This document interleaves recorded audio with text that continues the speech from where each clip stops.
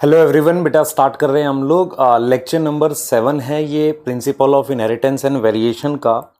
और लेक्चर को स्टार्ट करने से पहले, जैसा कि नॉर्मली मुझे बैच में कुछ इंपॉर्टेंट डिस्कशन करना होता है, वो मैं चैप्टर के स्टार्टिंग में ही करता हूँ आपके साथ। ठीक है, तो स्टार्ट करते हैं। पहले मतलब कुछ बातें जो आपसे डिस्कस करनी है मुझे। सबसे पहले बेटा देखो, आपको ये समझ में आना चाहिए कि अभी क्या है, सिलेबस के हम लास्ट में हैं।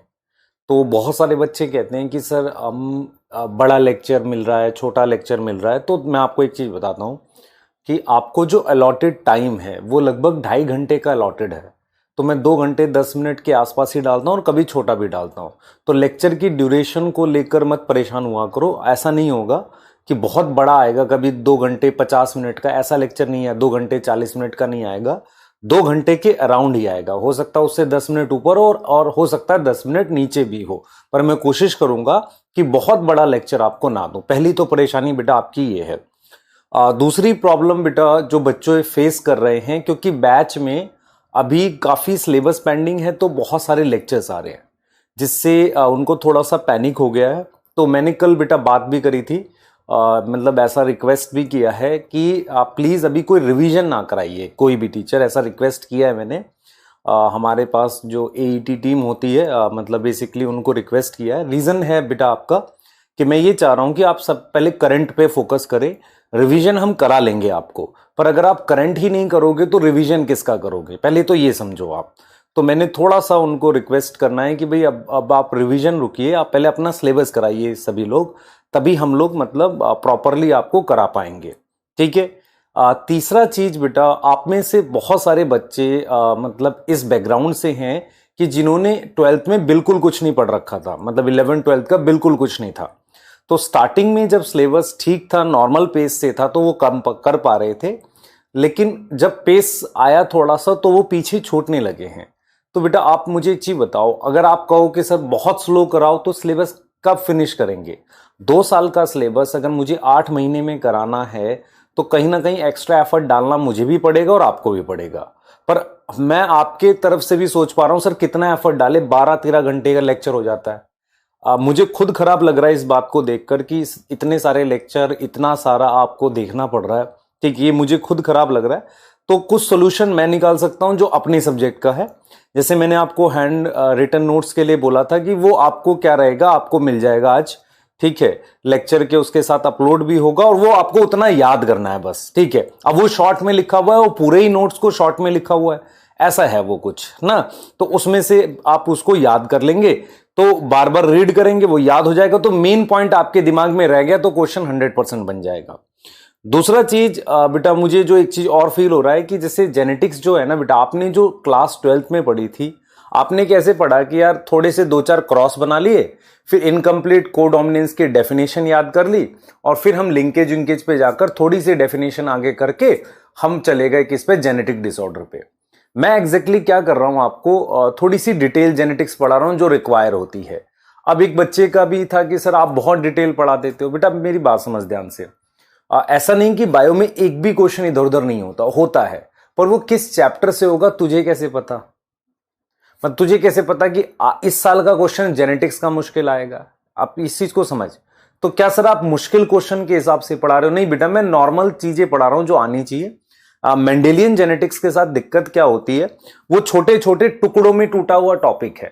तो उसमें 2-3 अप्रोच होती है। एक अप्रोच ये होती है कि मैं क्लास में आपको रिवाइज करता चलूं। रिवाइज करता चलूं का मतलब क्या हो गया कि हर क्लास के स्टार्टिंग में थोड़ा रिवीजन करूं 10-15 मिनट, ताकि आपको चीजें लिंक हो। होता यह है कि जेनेटिक्स में छोटे छोटे टुकड़े हैं जिनको आपस में जोड़ पाना एज अ स्टूडेंट मुश्किल होता है, क्योंकि आप पहली बार पढ़ रहे हो, तो वो पीछे वाला भूल गए, फिर आगे वाला जुड़ेगा नहीं। आपको समझ में आ रहा है मैं ये कहना चाह रहा हूं? तो आपको क्या करना है, आपको क्या करना है बेटा, आपको जो मैं हैंड रिटन नोट्स दे रहा हूं उसको कोशिश किया करो एक रीडिंग दिन में ले लो, जिससे पीछे की चीजें जुड़ी रहेंगी। मैं जो कॉन्सेप्ट छोटे छोटे टॉपिक में समझा रहा हूं, प्लीज उनको समझने की कोशिश करो। अगर आपका कोई भी टॉपिक डाउट है, जैसे कल वाले लेक्चर में मोस्टली जो बच्चों का डाउट था वो पॉलीजेनिक इनहेरिटेंस और क्वांटिटेटिव को लेकर था, और मैंने ऐसी भी कमेंट देखी, सर कुछ समझ नहीं आया। बेटा मुझे एक चीज बता, जब मैं प्लियोट्रॉपी तेरे को समझा रहा हूं स्ट्रक्चर बना के कि एलानिन ये होता है और फिनाइल एलानिन ये होता है, अगर तुझे वो नहीं आ रहा तो तूने बायोमोलिक्यूल करा कैसे फिर? तो इसका मतलब तुझे वो भी नहीं आया, तो तूने वहां क्यों नहीं लिखा कि सर मैंने बायोमोलिक्यूल नहीं आया मुझे? तुझे वहां भी तो लिखना चाहिए था।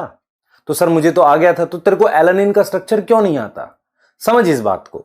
तो जब तुम चैट में, पहली बात तो बहुत सारे बच्चे कुछ भी लिखते रहते हैं, कुछ भी लिखने का मतलब आपसी बात कर रहे हैं, तो पहला मत करो बेटा। मुझे बहुत इरिटेशन हो रही है, आपके डाउट नहीं खोज पा रहा हूं मैं, ठीक है? मुझे नहीं पता चल रहा है कि आपके डाउट्स क्या है, जिससे आपकी बैच की परफॉर्मेंस खराब हो जाएगी, आपको नुकसान होगा। दूसरी चीज ये है कि आप स्पेसिफिक लिखा करो, सर इस टॉपिक में दिक्कत है, तो मैं उसको रिवाइज कर पाऊंगा। समझो इसे। क्योंकि अभी क्या था, जैसे मैंने लेक्चर्स ऐसे प्लान किए थे कि भाई 6-7 लेक्चर में इस चैप्टर को कराएंगे, और वो भी 2.5-2.5 घंटे का लेके। लेकिन आज में हम 7th लेक्चर पढ़ा रहे हैं, और देखो आप कि हम ऐसा तो नहीं फिनिशिंग पे, अभी काफी बचा है इसमें। चलो कोई बात नहीं, हम थोड़े से एक्स्ट्रा लेक्चर लेके भी करा लेते हैं, आगे कहीं कवर कर लेंगे। लेकिन बेटा आपको पेशेंस के साथ चीजें करनी पड़ेंगी। डीपीपी के कुछ क्वेश्चंस मुश्किल हैं, उसके लिए एक सोल्यूशन और हो सकता है कि मैं आपको मान लो 5-6 लेक्चर की कंबाइंड डीपीपी दे दूं, जितना आप अगर बना पा रहे हो, मतलब नॉर्मल लेवल के। कुछ क्वेश्चन अच्छे भी हैं। अब आप कहो कि सर बिल्कुल इजी क्वेश्चन ही मैं करा दूं आपको कि 2+2 4, तो एक आध मुश्किल भी तो आ सकता है बेटा। तब मैं क्या करूंगा कि अगर आपका वो पेपर में नहीं बना तो फिर मैं कहूंगा नहीं बेटा ऐसे बना लेते। ये तो सभी करते हैं ना कि जब पेपर में आ जाता है उसके बाद बोल देते हैं। तो फिर आपको मैं बोल रहा हूं, आप में से मेरे को सभी बच्चों का केयर है। पहला, वो बच्चे जिनको अच्छे से समझ आ रहा है, हो सकता है उन्होंने बैकग्राउंड में थोड़ी बहुत जेनेटिक्स पढ़ी हो, उन्हें पता चल रहा है कि सर डीप पढ़ा रहे हैं, ठीक है। दूसरा, अगर आपने नहीं भी पढ़ी तो कृपया करके उन हैंड रिटन नोट्स के थ्रू चीजों को रिवाइज करो। मैं आज रिवीजन कर रहा हूं, उसको ध्यान से देखो। उसके बाद आप टॉपिक को, जब भी क्लास मतलब स्टार्ट होने वाली होती है, उससे पहले पुराने टॉपिक की एटलीस्ट पीडीएफ रिवाइज करके बैठा करो। उससे क्या होगा, आपको समझ आसानी से आएगा। क्योंकि प्रिंसिपल ऑफ इनहेरिटेंस एक छोटे छोटे टुकड़े हैं। मैं एक सीक्वेंस पढ़ाता हूं, मैं सीक्वेंस दिखा रहा हूं आपको एग्जैक्टली क्या पढ़ाता हूं। वो सीक्वेंस आप देखो, उस सीक्वेंस को फॉलो करते हुए चलता हूं मैं। और ऐसा नहीं है वो सीक्वेंस एनसीईआरटी से मैच नहीं करता, 100% मैच करता है। लेकिन हम क्या करते हैं, कुछ चीजें उसके बीच में डालते चले जाते हैं, तो ऐसा लगता है आपको कि यार मैच नहीं कर रहा। 100% बेटा मैंने प्रिंसिपल ऑफ इनहेरिटेंस जो है वो आपको एनसीईआरटी का सीक्वेंस पढ़ाया हुआ है। तो एक बार आप उसे देखो ध्यान से, ठीक है? क्लियर है? मैं उन बच्चों के लिए बहुत ज्यादा कंसर्न हूं जो पहली बार पढ़ रहे हैं और उनको ऐसा लग रहा है यार बहुत मुश्किल है। नहीं है, ठीक है? दूसरी चीज क्या है कि आपको कच्चा पक्का समझ आ जाए, मैं थोड़ा पढ़ा दूं बहुत कम, और 2+2 पढ़ा के आपको समझ में आ जाए, पर उससे क्वेश्चन नहीं बनेगा अगर थोड़ा भी ढंग का आ गया तो। समझ इस बात को बेटा। तो तुझे वो डीप पॉइंट समझने पड़ेंगे, आपसी कंपैरिजन करते हुए चलना पड़ेगा चीजों का। हर पॉइंट पर एक समझना है, कंपैरिजन है। उसके बाद भी अगर तुम्हें डाउट है तो प्लीज चैट में लिखो। चैट में अननेसेसरी कमेंट्स मत करो, क्योंकि ये बहुत खराब हो गया है चैट। यकीन 2.0 का मतलब वर्स्ट चैट होता है, मैं नहीं देखना चाहता नॉर्मली, क्योंकि उसमें काम की चीज मुझे मिलती नहीं है, ठीक है? जो बच्चे चैट में बातें कर रहे हैं कि मेरा ये हो गया, ये हो गया, बेटा दूसरी चीज उम्मीद, आप एक चीज नहीं समझ रहे हैं अभी भी। आप यकीन छोड़ के कह रहे हैं मैं उम्मीद से करूंगा। पहले तुम्हें यकीन था, अब उम्मीद रह गई। क्या कर रहे हो यार, समझ ही नहीं आ रहा। तुम यहां नहीं कर पाए तो वहां कैसे करोगे? वहां तो और कंप्रेस और तेज होगा, फिर कैसे करेगा? दिक्कत यह है कि हम क्या करते हैं, खुद से हार जाते हैं। मैं आज आपको एक क्लियर चीज बताता हूं, एक स्टोरी है, ध्यान से सुनना जो मैं आपको बताने जा रहा हूं। हमारे पास क्या था, ध्यान सुनेंगे बेटा। हमारे पास क्या था, एक कंटे एक मान लो गैस का चूल्हा था। उस गैस पे आग हल्की सी जल रही थी और वहां पे गर्म पानी रखा हुआ था। उसमें गर्म पानी था, अभी गर्म होना स्टार्ट हुआ था। वहां पर एक गलती से एक फ्रॉग उसके अंदर गिर गया, ठीक है? अभी क्या था, उस कंटेनर में जो पानी था ना बेटा, वो नॉर्मल लेवल पे था, उतना ज्यादा मतलब गर्म नहीं था। तो फ्रॉग को कोई दिक्कत नहीं हो रही थी, मस्त एकदम, ठीक है? मस्त था, कोई दिक्कत नहीं है। पानी हल्का हल्का टेम्परेचर बढ़ने लगा, उसे कोई दिक्कत नहीं हुई। वो कह रहा है यार क्या निकलूंगा, कोई दिक्कत ही नहीं हो रही है, ठीक है? लेकिन टेम्परेचर अचानक से जब बढ़ने लगा, अब क्या हो रहा था, ना वो बाहर निकल पा रहा था, ना वो सह पा रहा था। मैं फिर रिपीट कर रहा हूं, अभी भी आप में से बहुत सारे कंफर्ट जोन से बाहर नहीं निकले। क्लियर है? वो खुद से नहीं जीतना चाहते। खुद से नहीं जीतने का मतलब ये होता है आपका किसी के साथ कंपटीशन नहीं है, आपका खुद का कंपटीशन खुद के साथ है। मैं बताता हूं आपको कैसे, कि आप अपने कंफर्ट, जैसे वो फ्रॉग अपने कंफर्ट जोन से बाहर निकलना ही नहीं चाह रहा था, उसने कोशिश ही नहीं करी, और जब करी तो बहुत लेट हो चुकी थी। इसीलिए मैं कह रहा हूं आपको लेट मत होने दो, अपने थोड़े कंफर्ट से बाहर भी तो आओ, एक्स्ट्रा एफर्ट करने की कोशिश करो। मैं मान रहा हूं लेक्चर एक्स्ट्रा आ रहे हैं आपके आजकल, ठीक है, मान रहा हूं, लेकिन कहीं ना कहीं आप भी कोशिश करो थोड़ी बैलेंस करने की। थोड़ी सी मैं इधर से हेल्प करता हूं कि यार ठीक है, आपको हैंड रिटन नोट्स दे देंगे, कोई दिक्कत नहीं है। उसके साथ आपको मतलब हम और भी चीजें जो प्रोवाइड कर सकते होंगे कि एक लिमिटेड क्वेश्चंस दे देंगे, इतना ही बनाओ, ठीक है, उससे आपका सारा कवर हो जाएगा। पर मेक श्योर, ध्यान दो बेटा, पर ये पक्का कर लो कि यार तुम अपने कंफर्ट लेवल से तो बाहर आओ, है ना, नहीं तो तुम समझ रहे हो लेट हो जाएगा। क्लियर है इस चीज को लेके? मैं इससे ज्यादा नहीं बोल सकता, क्योंकि आप में से बहुत सारे बच्चे जिनको ठीक समझ में आ रहा है, मेहनत कर रहे हैं, उनके लिए कोई इशू नहीं है। तो आप वैसे क्यों नहीं है, मे भी आपका हो सकता है आपने लास्ट ईयर बिल्कुल जिनसे पढ़ा था उन्होंने कुछ नहीं बताया आपको, या हो सकता है आपने बहुत वीक पढ़ रखा हो, तो हम आपके लिए हैं, पर आप भी तो एफर्ट करो थोड़ा सा, ठीक है। तो मैं क्या कर रहा हूं, एक बार आपको चैप्टर का सीक्वेंस दिखा रहा हूं, ध्यान से देखो, ठीक है। मोस्ट प्रोबेबली कल हम हो सकता है इनके क्वेश्चंस भी कर रहे हो, ठीक है। तो आप बहुत ध्यान से देखो जो मैं आपको बताने जा रहा हूं, ध्यान से देखना बेटा। आज हम क्रोमोसोमल थ्योरी ऑफ इनहेरिटेंस में भी कर पाए ना कर पाए देख लेते हैं, था, क्योंकि मेरा प्लान था लिंकेज तक कराने का, कोई दिक्कत नहीं है। अब मुझे बताओ, सीक्वेंस पकड़ते हैं चैप्टर का। सबसे पहले मुझे बताओ, आपने मेंडल की डिटेल याद है आपको? अब मेंडल ने कौन सा एक्सपेरिमेंट किया था? सर हाइब्रिडाइजेशन एक्सपेरिमेंट, याद आया, ठीक है। दूसरा, मेंडल ने किस ईयर में किया था? 56 से 63, ठीक है, मैं लिख देता हूं। तो ये वो डिटेल्स हैं जो चैप्टर का सीक्वेंस है। भाई पहले तो आपको उसके एक्सपेरिमेंट का नाम, ईयर 56 से 63, कितने साल बेटा, कितने साल चला? 7 साल चला। कब पब्लिश किया? 1865 में पब्लिश किया। 3 साइंटिस्ट के नाम याद कर लो जिन्होंने उनके काम को रिडिस्कवर किया। तो वो 3 वैज्ञानिकों के नाम अब मैं यहां लिख नहीं रहा हूं, आपको याद होने चाहिए, है ना। 3 साइंटिस्ट के नाम, कार्ल कॉरेंस, डी वरीस, टेस्मार्क। 1900 में उन्होंने इनके काम को रिडिस्कवर किया। अब हाइब्रिडाइजेशन एक्सपेरिमेंट के कितने स्टेप थे? सर 4 स्टेप थे। सबसे पहले मैंने पेरेंट का चुनाव किया था। अब पेरेंट जो लिया था वो प्योर लाइन लिया था, याद है आपको? अब प्योर का क्या मतलब होता है? होमोजाइगस होता है, होमोजाइगस। यदि आपको होमोजाइगस नहीं पता तो आपको यह तो पता है ना कि दोनों फैक्टर एक जैसे होते हैं तो उन्हें होमोजाइगस कहते हैं, ठीक है। पेरेंट लिए प्योर, और कितनी वैरायटी ली? 14 पेयर ली बेटा, जो खाली एक में डिफर करती थी। याद करने का तरीका, प्लांट हाइट और उसके बाद FPS। प्लांट हाइट में टॉल, डॉर्फ, F में कलर ऊपर है, पॉड में कलर नीचे है, और सीड में कलर नीचे है। फिर फ्लावर की पोजीशन हो गई, फिर मेरे पास पॉड की शेप, और मेरे पास सीड की शेप। तो टोटल ये 7 कैरेक्टर लिए थे। क्या हमें क्रोमोसोम नंबर याद करना? उस वक्त भी मना किया था, नहीं कर लो, छोड़ दो, ठीक है। उसके बाद मैंने क्या किया? क्रॉस कराया। अब क्रॉस क्या कराया था मेंडल ने? याद करो, क्रॉस क्या कराया था मेंडल ने? दोनों को लेकर क्रॉस कराया, F1 आया। F1 क्या था? 2 प्योर पेरेंट के बीच का क्रॉस था। अगर आपसे कोई पूछे कि F2, F3, F4 क्या है? रिजल्ट ऑफ सेल्फिंग है। तो F1, F2, F1 क्या है? हाइब्रिड है। F2 क्या है? F2, F3 जो है बेटा वो रिजल्ट है किसकी? सेल्फिंग का, रिजल्ट ऑफ सेल्फिंग है। ये समझ में आ रहा है कि नहीं? सोचो, दिमाग में लगाओ, ठीक है। उसके बाद क्या आ गई? ऑब्जर्वेशन।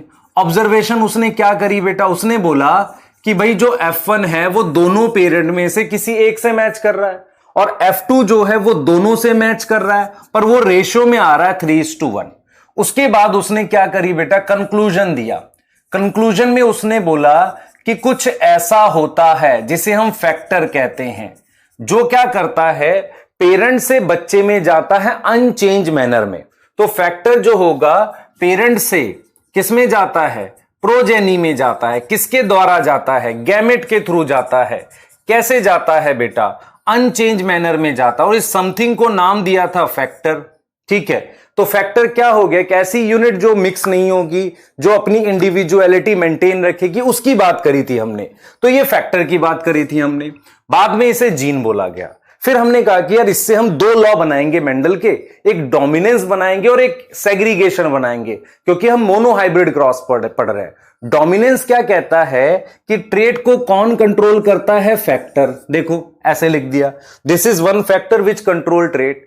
फैक्टर जो होते हैं हमेशा जोड़े में होते हैं, ठीक है, फैक्टर हमेशा जोड़े में होते हैं। और अगर डिसिमिलर फैक्टर है, जैसे ये दोनों सिमिलर है, ये दोनों सिमिलर है, डिसिमिलर पेयर ऑफ फैक्टर में एक डोमिनेंट होगा और दूसरा मेरे पास रिसेसिव होगा।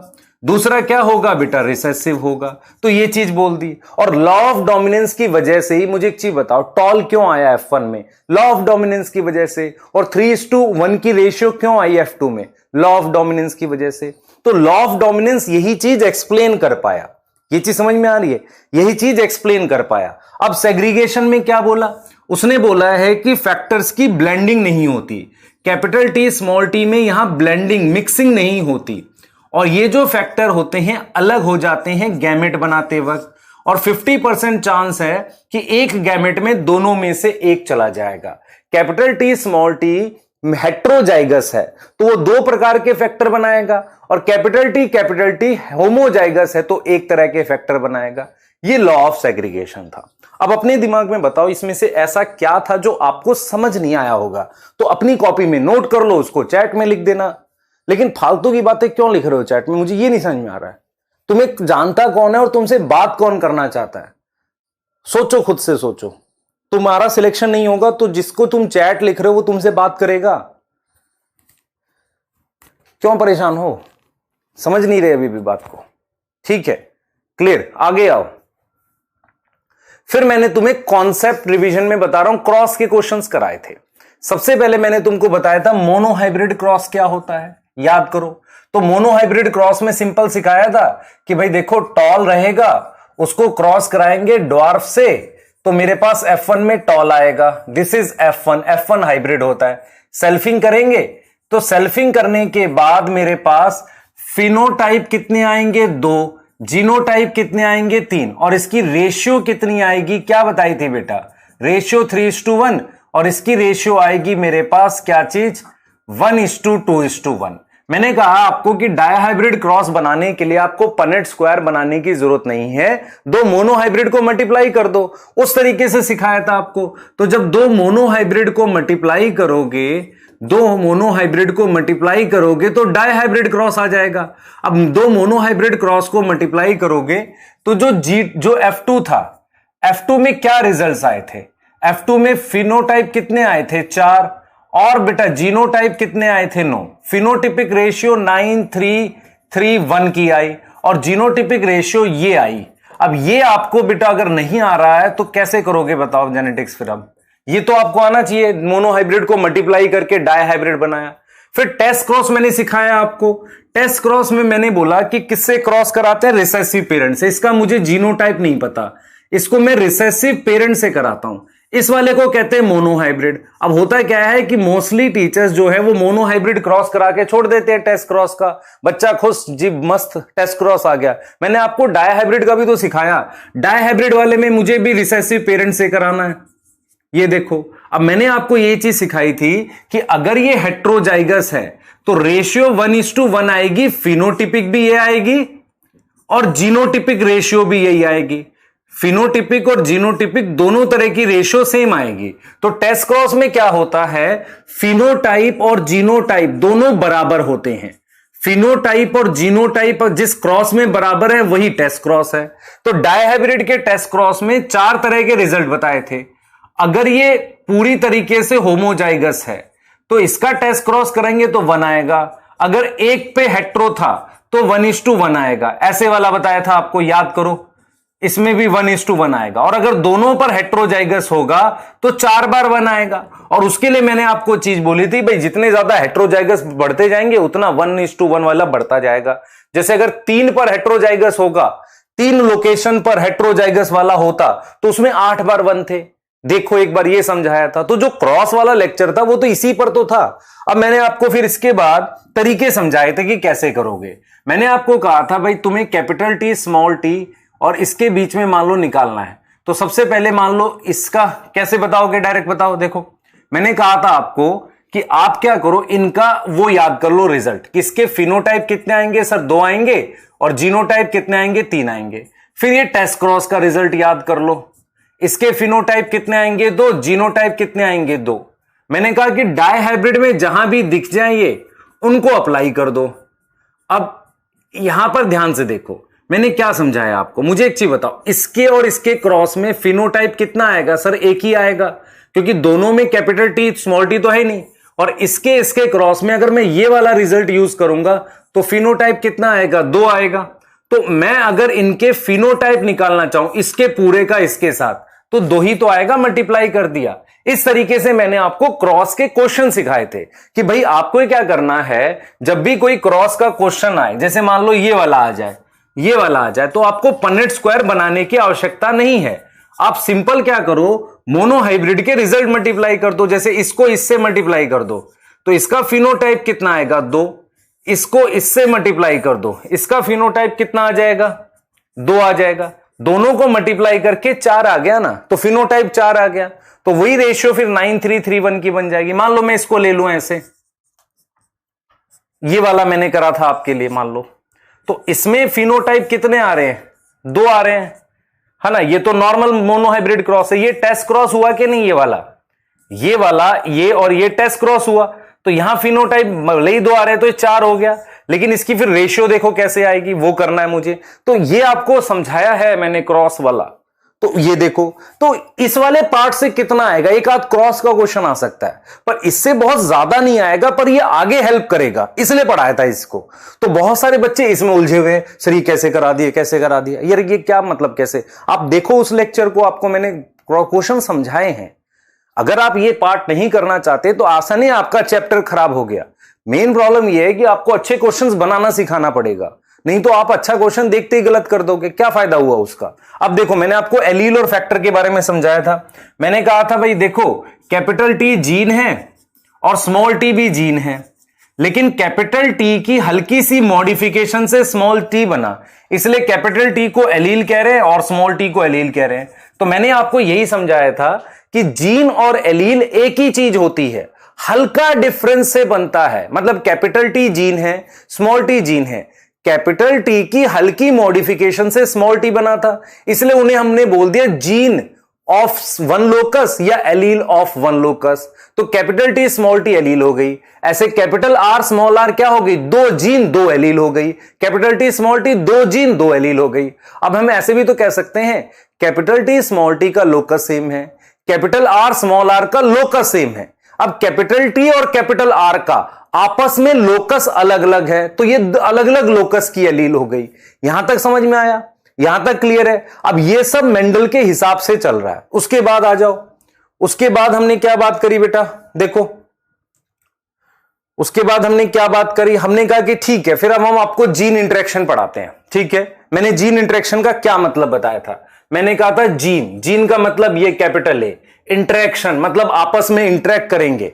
तो जीन इंटरेक्शन में मैंने ये बोला था कि पहला इंटरेक्शन हो सकता है कि ये कैपिटल ए भी तो अभी बोला जीन है, ये भी जीन है स्मॉल ए, तो कैपिटल ए स्मॉल ए के साथ इंटरेक्ट कर सकती है। इस इंटरेक्शन को कहते हैं वन जीन लोकस का, वन जीन लोकस का इंटरेक्शन। तो जीन इंटरेक्शन 2 तरीके का हो सकता है। ये वाला इसके साथ इंटरेक्ट करे, देखो अगर कैपिटल ए और स्मॉल ए इंटरेक्ट करें तो ये वन लोकस का हो गया ना, एक ही लोकस है इसका। और हमेशा बेटा आपको बताया था कि जीन इंटरेक्ट नहीं करती, प्रोटीन इंटरेक्ट करती है। ऐसे ही कैपिटल बी की बनी हुई प्रोटीन स्मॉल बी से इंटरेक्ट करे, मतलब कैपिटल बी की मान लो ये प्रोटीन है और स्मॉल बी की ये है, ये आपस में इंटरेक्ट करें। इंटरेक्ट मतलब फाइनल फिनोटाइप बनाने से पहले इनके बीच में कुछ इंटरेक्शन हो जाए। तो हमने कहा कि भाई क्या मेंडल ने भी कुछ बात कही थी, हाँ मेंडल ने कहा था डोमिनेंस। तो डोमिनेंस क्या होता है कि कैपिटल ए की जो प्रोडक्ट है वो इसको दिखने नहीं देता, है ना, इसको शो नहीं होने देता। तो F1 में डोमिनेंस में क्या आएगा, एक फिनोटाइप आएगा। लेकिन F2 में बेटा मेरे पास कितने फिनोटाइप आएंगे, 2 आएंगे, और वो भी किस रेशियो में आएंगे, 3:1 की रेशियो में आएंगे। ये फिनोटिपिक रेशियो थी। तो मेंडल के अकॉर्डिंग डोमिनेंस है सिंगल जीन का इंटरेक्शन। अगर हम सिंगल जीन की बात करते हैं, वन लोकस की बात करते हैं, इसका एक और नाम होता है मोनोहाइब्रिड क्रॉस। तो monohybrid cross is nothing but एक जीन लोकस का इंटरेक्शन। एक जीन लोकस के इंटरेक्शन को हम मोनोहाइब्रिड क्रॉस का नाम देते हैं। कोई अपने दिमाग में अगर आपको कोई चीज ना बैठी हो तो आप इस चीज को देख लो। यहां तक समझ में आ गई? एक जीन लोकस का जो इंटरेक्शन है उसे हम नाम देते हैं मोनोहाइब्रिड क्रॉस। क्या ये वाली बात समझ में आई? सोचो। ठीक है, अब आओ आगे, आगे आओ। अब ये जो है बेटा इनकंप्लीट डोमिनेंस, को डोमिनेंस, प्लियोट्रॉपी, मल्टीपल एलील, ये मेंडल के अकॉर्डिंग नहीं है। तो जो बातें मेंडल के लॉ के अकॉर्डिंग नहीं है, जो मेंडल को फॉलो नहीं करेंगी, उन्हें डेविएशन कहते हैं। मेंडल को फॉलो करना करने का मतलब क्या? जैसे मेंडल ने क्या बोला था, एक ट्रेट एक फैक्टर। प्लियोट्रॉपी में एक फैक्टर एक से ज्यादा ट्रेट कंट्रोल कर रहा है, तो हो गया डेविएशन। दूसरा मेंडल ने बोला था trait is control by discrete unit called factor, और दो ही फैक्टर हो सकते हैं। मल्टीपल एलील में बहुत सारे फैक्टर्स हैं, तो डेविएशन हो गई। को डोमिनेंस इनकंप्लीट डोमिनेंस में F2 की रेशियो 3:1 नहीं आ रही है, तो क्या हो गई? डेविएशन हो गई। फिर मैंने आपको कहा कि डेविएशन जो है मतलब मोनोहाइब्रिड क्रॉस मतलब वन लोकस, उसमें ये चार चीजें आपने याद करनी है। ये मेंडल के हिसाब से, ये मेंडल के हिसाब से नहीं है, और जब मेंडल के हिसाब से नहीं है तो कहीं ना कहीं रेशियो में बदलाव आता है, चेंज आता है। क्या ये वाली बात समझ में आ रही है? रेशियो में बदलाव और चेंज मेरे पास इससे आता है। इनकंप्लीट डोमिनेंस, को डोमिनेंस, प्लियोट्रॉपी, मल्टीपल एलील, इनसे बदलाव आता है। क्या ये चीज समझ में आ रही है आपको? बताओ जल्दी से। इनसे बदलाव आता है। अब हम यहां पर क्या बोल रहे हैं बेटा, ध्यान से सुनेंगे। हम यहां पर क्या बोल रहे हैं? हमने लिखा इनकंप्लीट डोमिनेंस, ठीक है। अब सुनो क्या था। डोमिनेंस में क्या होता था? F1 जनरेशन दोनों में से किसी एक से मैच करती थी। इनकंप्लीट डोमिनेंस में F1 not similar to any parent, और जो F2 है उसमें फिनोटाइप कितने आ रहे हैं? 3, और फिनोटिपिक रेशियो आपको पता है फिर क्या आ गई? आनी कितनी चाहिए थी? 3:1, ये आनी चाहिए थी, लेकिन आई क्या? 1:1 आ गई, तो फिनोटिपिक जीनोटिपिक रेशियो के बराबर हो गई। अब इसके दो एग्जाम्पल है, मिराबिलिस, एंटीरिनम मेजस, और ये इसके जो दो एग्जाम्पल है इसमें भी फ्लावर का कलर। तो इनकंप्लीट डोमिनेंस में सबसे पहले तो अपने दिमाग में एग्जाम्पल ही आएगा ना, एग्जाम में और क्या आएगा? इन 4 पॉइंट के अलावा कुछ नहीं आएगा। वो समझाने के लिए तो पढ़ाऊंगा ना पर 10 मिनट 15 मिनट, तो आपको 3-4 पॉइंट याद रखने। F1 दोनों में से किसी से मैच नहीं करता, F2 में फिनोटिपिक जीनोटिपिक रेशियो सेम आती है, और फिर ये मोनोहाइब्रिड ही तो है, तो 3:1 ना आके 1:1 आएगी। क्लियर हो गई बात? अब आ जाओ, कोडोमिनेंस क्या था?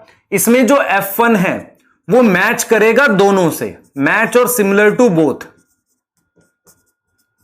इसमें मैंने आपको एग्जांपल पढ़ाया था ब्लड ग्रुप। मैंने आपको ये कहा था कि ब्लड ग्रुप की नेचर में 3 एलील होती हैं, एक होता IA, एक होता IB और एक होता स्मॉल आई, और वो एक जीन आई की बात करी थी, उसकी 3 एलील बताई थी। मैंने कहा आपको कि मेरे पास जो आरबीसी होता है उस आरबीसी के सरफेस पर एंटीजन होता है। एंटीजन एक शुगर की चेन की फॉर्म में होता है जिसे शुगर पॉलीमर कहते हैं। तो जो ए एंटीजन है उसका शुगर पॉलीमर अलग है और बी एंटीजन का जो है शुगर पॉलीमर अलग है, मतलब शुगर की चेन अलग है। एंटीजन एक प्रकार की पहचान होती है, तो ये बी एंटीजन हो गया। तो मैंने आपको यह चीज समझाई कि भाई इन 3 एलील की वजह से कितने फिनोटाइप बनेंगे, मतलब कितने प्रकार के ब्लड ग्रुप बनेंगे, 4 प्रकार के, 4 फिनोटाइप हो गए। कितने कॉम्बिनेशन बनेंगे, 6 कॉम्बिनेशन, 6 जीनोटाइप बनेंगे। क्लियर है? अब कोडोमिनेंस का कौन सा एग्जांपल है कि जैसे मान लो ये तो हो गया ए ब्लड ग्रुप, ये ए ब्लड ग्रुप हो गया, ये हो गया बी, और ए बी के अंदर क्या होगा, इसी के ऊपर दोनों शुगर पॉलीमर बन गए, ए वाला भी बन गया और बी वाला भी बन गया, इसलिए इसको मैंने क्या नाम दे दिया, ए बी का नाम दे दिया, और ये मेरे पास ये हो गया। ठीक है, क्लियर है ये चीज? तो हमने क्या किया यहां पर, हमने यहां पर इनकंप्लीट डोमिनेंस और हमने यहां पर कोडोमिनेंस। ये चीज समझ में आ रही है? ये चीज समझ में आ रही है? तो ये इनकंप्लीट डोमिनेंस है और ये हमारे पास क्या है, कोडोमिनेंस है। ये हमारे पास क्या है, कोडोमिनेंस है। क्लियर है? ठीक है, क्लियर है। और इसके ये चीज समझो ध्यान से, ये इनकम्प्लीट हो गया, कोडोमिनेंस हो गया। और ब्लड ग्रुप बेटा किस किस चीज का एग्जांपल है? A B blood group codominance का। मल्टीपल एलील, क्योंकि ब्लड ग्रुप में दो एलील नहीं है, सिर्फ दो नहीं है, दो से ज्यादा हैं, तो कितना हो गया? तीन है, मल्टीपल एलील का। तीसरा वो एग्जांपल डोमिनेंस का भी तो है। आई ए डोमिनेंट है स्मॉल आई के ऊपर, आई बी डोमिनेंट है स्मॉल आई के ऊपर। क्लियर है? उसके बाद मैंने आपको बताया था मल्टीपल एलील क्या होता है। देखो मल्टीपल एलील मैंने बेटा कल के लेक्चर में नहीं पढ़ाया, उससे पहले पढ़ाया था। बहुत सारे बच्चे तो कल के लेक्चर में जो शॉर्ट पढ़ाया उसको लेकर परेशान है। भाई जब पिछले लेक्चर में पढ़ा दिया तो उसे फिर पढ़ाऊं? मल्टीपल एलील देखो क्या बोला, मेरी बात सुनो। मेंडल ने क्या बोला था? किसी भी कैरेक्टर की दो ही एलील होती है, जैसे टॉल और डॉर्फ मैक्सिमम दो ही हो सकती है। पर ऐसा हमेशा ट्रू नहीं होता।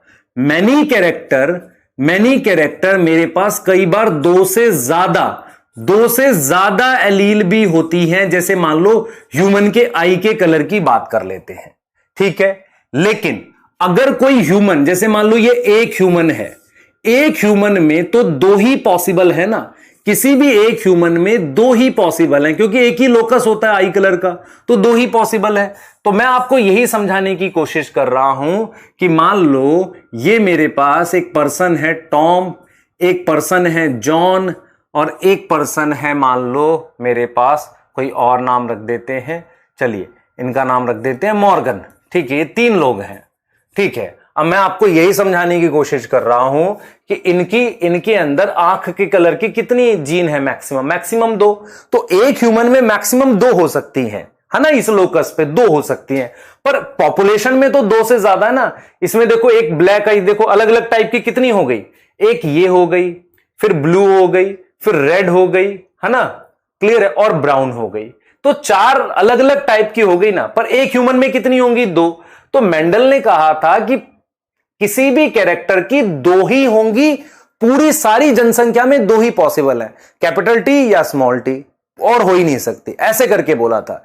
लेकिन बहुत सारे से ऐसे कैरेक्टर होते हैं जिसमें दो से ज्यादा होती हैं, जिसमें क्या होती है? दो से ज्यादा होती हैं। क्लियर है? जिसमें दो से ज्यादा होती हैं, आप समझो इस चीज को, क्लियर है? जिसमें दो से ज्यादा होती हैं उन्हें हम क्या बोलते हैं? मल्टीपल एलील बोलते हैं। मल्टीपल एलील के लिए क्या क्या चीजें आपने ध्यान रखनी है? पहला मतलब क्या हुआ? More than two allele, more than two allele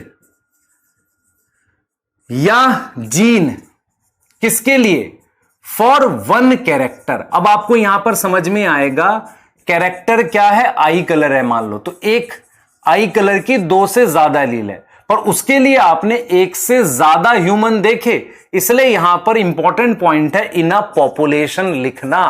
population लिखना जरूरी होता है, ठीक है। मीनिंग क्या है? मीनिंग ये है बेटा, मीनिंग ये है कि बहुत से ऐसे कैरेक्टर होते हैं जिनकी कई सारी एलील पॉसिबल हैं, ठीक है, लेकिन जनसंख्या देनी पड़ेगी। वन इंडिविजुअल में कितनी होंगी? Maximum two. एक भी हो सकती है, हां, अगर होमोजाइगस हो। वन इंडिविजुअल में कितनी हो सकती हैं? Maximum to. और पॉपुलेशन में कितनी हो सकती है? मोर देन टू। पॉपुलेशन में कितनी होंगी? More than two. यही चीज मैंने आपको पढ़ाई थी मल्टीपल एलील में कि क्या सेम है। मान लो अगर मैं बात करूं, ध्यान से सुनेंगे बेटा, मैं बात करूं आई कलर के लिए, तो आई कलर की कितनी एलील है? मान लो 4 एलील है। तो क्या सेम है? सेम है क्रोमोसोम की संख्या, सभी ह्यूमन में उसी क्रोमोसोम नंबर पर ये होंगी। उसके अलावा उसका लोकस सेम होगा, इसी लोकेशन पर। मान लो ये 12वां क्रोमोसोम है, ये 12th है, ये 12th। अब आप ये याद मत करने लगना 12th पे होती है, ये तो जस्ट वैसे ही बता रहा हूं। तो लोकस सेम है, ये इसी लोकेशन पर नीचे की तरफ होगी, ठीक है, क्लियर है। अब सवाल ये उठता है कि इतनी एलील आई कैसे? ब्लैक आई, रेड, ब्राउन, ऐसे कितनी आ गई? वो ऐसे आ गई बेटा कि सबसे पहली जो एलील होती है, जैसे ब्लैक आई आई कभी, तो ब्लैक आई में म्यूटेशन की वजह से हो सकता है ब्राउन आई बनी हो। तो हमेशा याद रखो नई एलील तो म्यूटेशन से ही तो बनती है। जैसे कैपिटल टी से स्मॉल टी कैसे बनी? म्यूटेंट से बनी।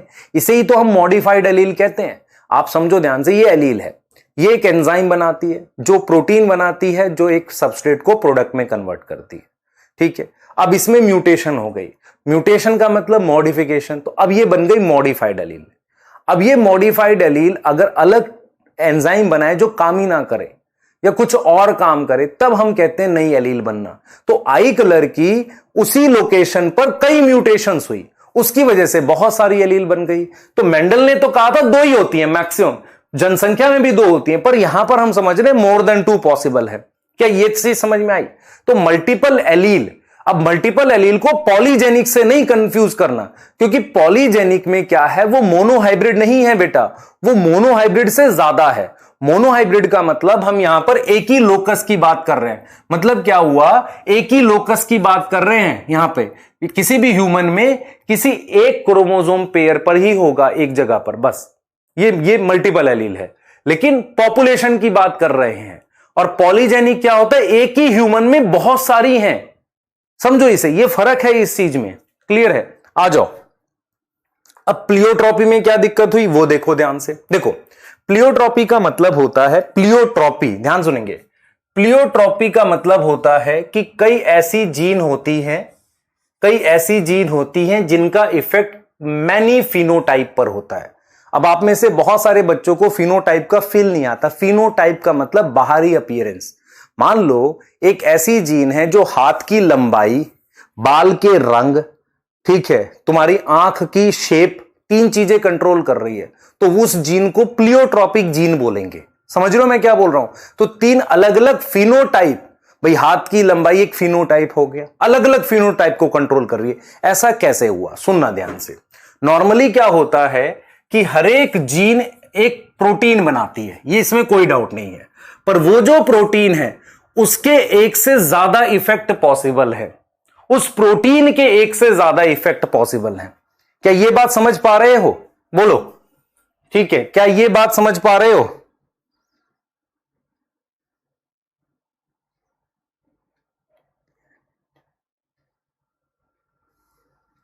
एक सेकेंड,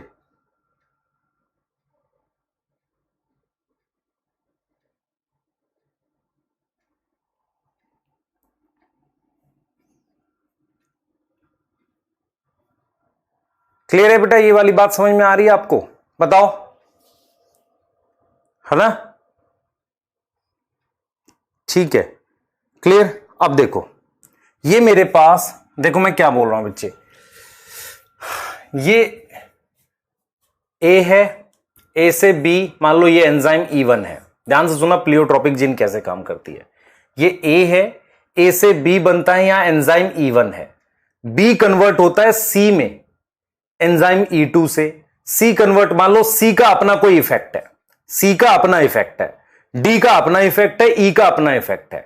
अब मान लो जो जीन E1 बनाती है, अगर वो जीन जो है, वो जीन को प्लियोट्रॉपिक जीन कहेंगे, क्योंकि इसी जीन के एंजाइम की वजह से ये सारे इफेक्ट आ रहे हैं।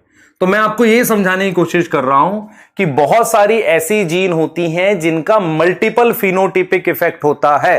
उसका एग्जाम्पल होता है किसी भी मेटाबॉलिक पाथवे में, मतलब क्या, किसी भी रिएक्शंस में हमारे पास स्टार्टिंग की जो जीन होती है उन्हें प्लियोट्रॉपिक जीन कहते हैं। क्लियर हुआ कि नहीं? क्लियर हुआ? ठीक है। अब हमने यहां पर क्या लिखा, फिनाइल एलानिन, हमने यहां पे क्या लिखा, टायरोसिन। बेटा मैं देखो, मैं क्लियर हूं इस बात को लेके, मैं उस तरह की बातें नहीं करता बेटा, सबका सिलेक्शन हो जाएगा, सब डॉक्टर, जब तक पढ़ोगे नहीं होगा। अभी भी कोई श्योरिटी नहीं है किसी की, मेहनत करो। मैं बार बार बोल रहा हूं, डरा नहीं रहा हूं, आपको जगा रहा हूं, ठीक है, ये चीज समझो। अब एक बच्चा कहता है कि सर मेरे को बहुत समय लगता है। बेटा तूने पहले पढ़ भी तो नहीं रखा, ये भी तो सोच ध्यान से।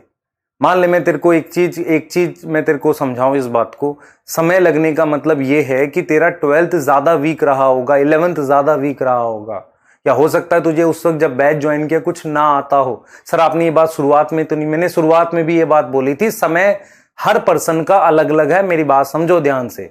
हम एक बात कहते हैं, हम एक रेस दिखाते हैं जिसमें सारे लोग सेम लाइन से भागना स्टार्ट करते हैं, ये वो रेस है ही नहीं। आप में से बहुत सारे लोग आगे पीछे हैं रेस में, और वो ऐसा नहीं है कि जब रेस स्टार्ट हुई थी तब सेम लाइन पे थे, नहीं, वो पहले से ही आगे पीछे थे, क्योंकि आप में डिफरेंस था, आपने किसी ने कुछ पढ़ रखा था, डिफरेंस था ही।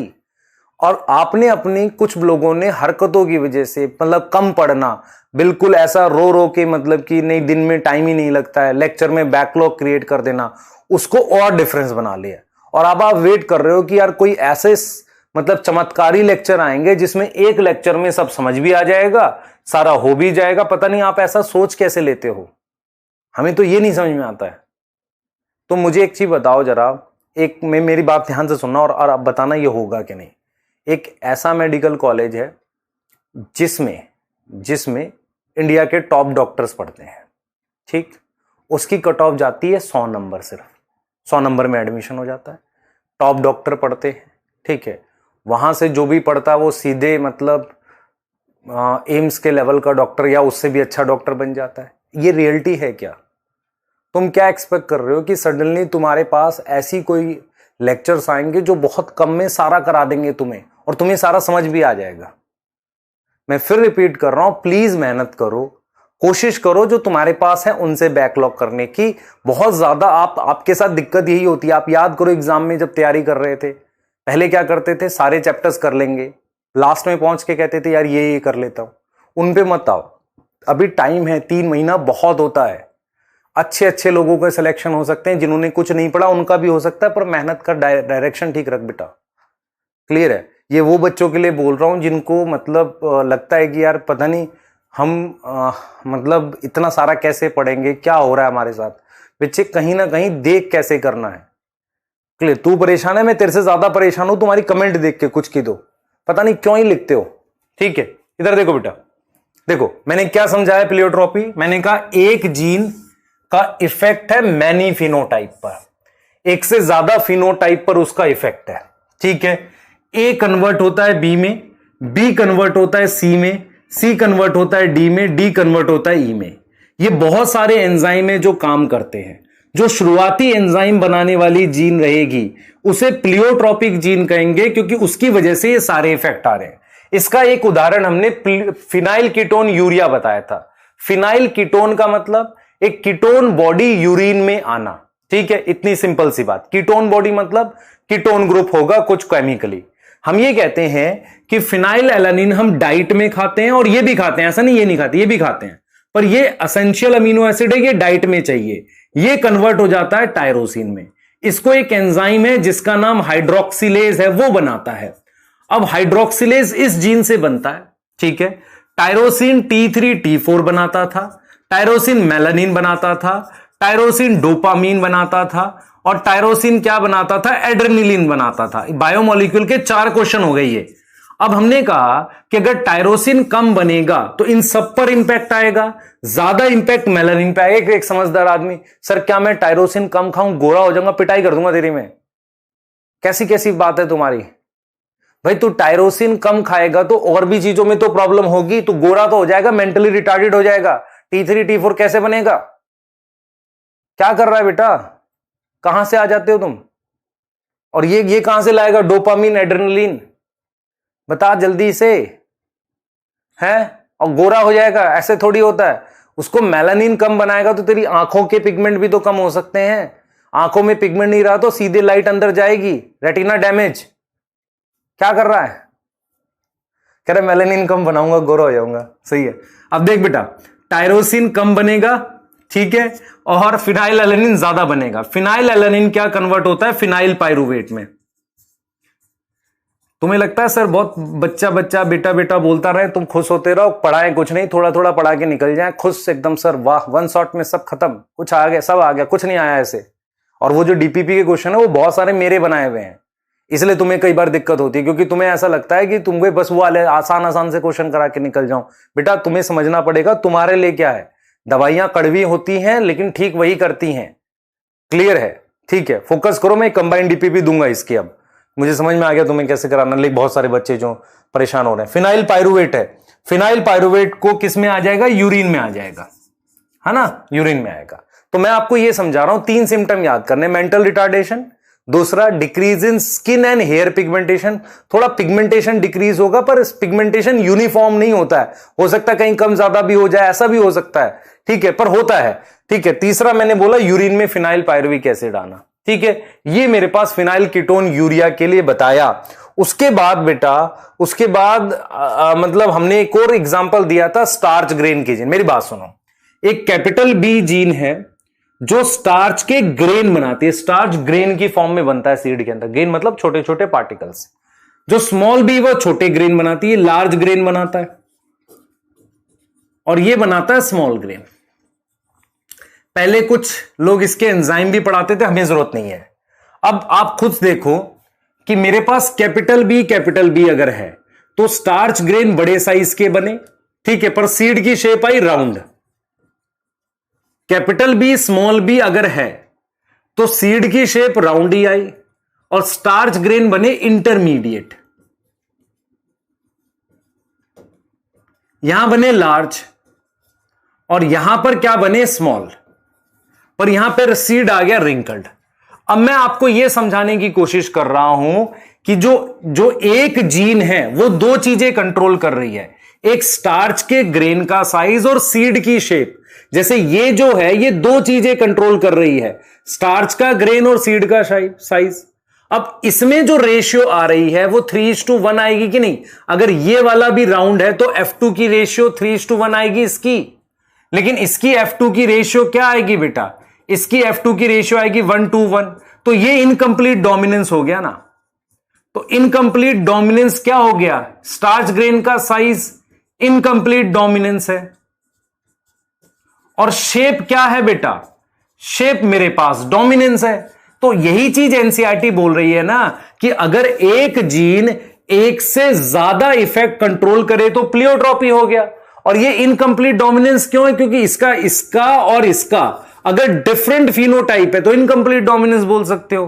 भाई इंटरमीडिएट दोनों में से किसी से मैच नहीं कर रहा, तो starch grain size incomplete dominance है, रेशियो ये आएगी। और इसकी रेशियो क्या आ रही है सीड शेप की? ये आएगी 3:1 की आएगी। तो एक जीन अगर दो ट्रेट कंट्रोल कर रही है तो ये प्लियोट्रॉपी का एग्जांपल हो गया। और यही चीज आपकी एनसीईआरटी बोल रही थी। कोई डाउट है क्या? आ जाओ। अब आओ दो जीन लोकस मतलब एक जीन का तो हमने ओवर करा, ये और ये इन दोनों को इन्वॉल्व कर रहा हूं, ठीक है। मैं दो जीन लोकस को इन्वॉल्व कर रहा हूं, क्लियर है? ध्यान से सुने बेटा, एक सेकंड दो, मुझे लेक्चर के लिए इन्फॉर्म करना है।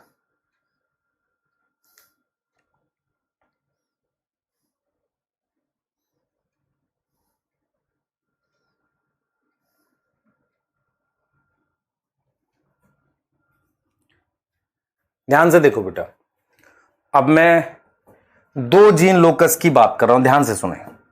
दो जीन लोकस का मतलब एक ये और एक ये, इनका इंटरेक्शन पढ़ूंगा। इसके साथ मैंने पढ़ा dominance, incomplete, pleiotropy, multiple allele और कोडोमिनेंस वगैरह पढ़ा। अब मैं इसके साथ इंटरेक्शन पढ़ूंगा, तो क्या मैं इसे डायहाइब्रिड नहीं कह सकता? दो जीन लोकस के लिए एक और वर्ड यूज कर सकते हैं, डायहाइब्रिड, ठीक है। मेंडल ने कहा था, मेंडल ने जब दो जीन लोकस की बात करी तो मेंडल ने क्या कहा? मेंडल ने वर्ड यूज किया इंडिपेंडेंट असॉर्टमेंट। मेंडल ने कहा कि इसकी सेग्रीगेशन पे डिपेंड नहीं करती। Segregation of one pair is independent to segregation of another pair, ये मेंडल ने कहा। मेंडल ने कहा कि इसकी सेग्रीगेशन पे डिपेंड नहीं करती। क्लियर है कि नहीं बताओ? यहां तक समझ में आ रही है? बोलो बेटा, यहां तक समझ में आ रही है? तो ये चीज आपको समझ में आनी चाहिए कि इसकी सेग्रीगेशन इसके सेग्रीगेशन पे नहीं डिपेंड करती, तो अलग अलग कॉम्बिनेशन बनते थे। उस वजह से फिनोटिपिक रेशियो 9:3:1 आती थी। तो ये क्यों आती है? Because of independent assortment. देखो मेरी बात सुनो, F2 की रेशियो मोनोहाइब्रिड में 3:1 क्यों आती है? Because of law of dominance. F2 में डायहाइब्रिड में रेशियो 9:3:1 क्यों आती है? Because of independent assortment. उसका लॉ लग जाता है, डोमिनेंस तो लगता ही है पर इंडिपेंडेंट असॉर्टमेंट भी लग जाता है, और वो मेंडल के हिसाब से है। अब मैं कह रहा हूं आपको कि चलो अब डेविएशन पढ़ते हैं। डेविएशन का मतलब है कि जो मेंडल को फॉलो नहीं करता। तो डेविएशन में मेरे पास मुझे इन टॉपिक्स के बारे में पढ़ना है। अब मेरी बात सुनो ध्यान से, ये वाला टॉपिक डिटेल में एनसीईआरटी में है। डिटेल इन एनसीईआरटी, इसकी एनसीईआरटी में डिटेल दे रखी है, इनकी डिटेल एनसीईआरटी में है नहीं। तो मुझे इनमें सिर्फ क्या पढ़ना है, इनका नाम, एपिस्टेटिस का नाम, इनकी रेशियो और इनका एग्जाम्पल। सर ऐसा क्यों?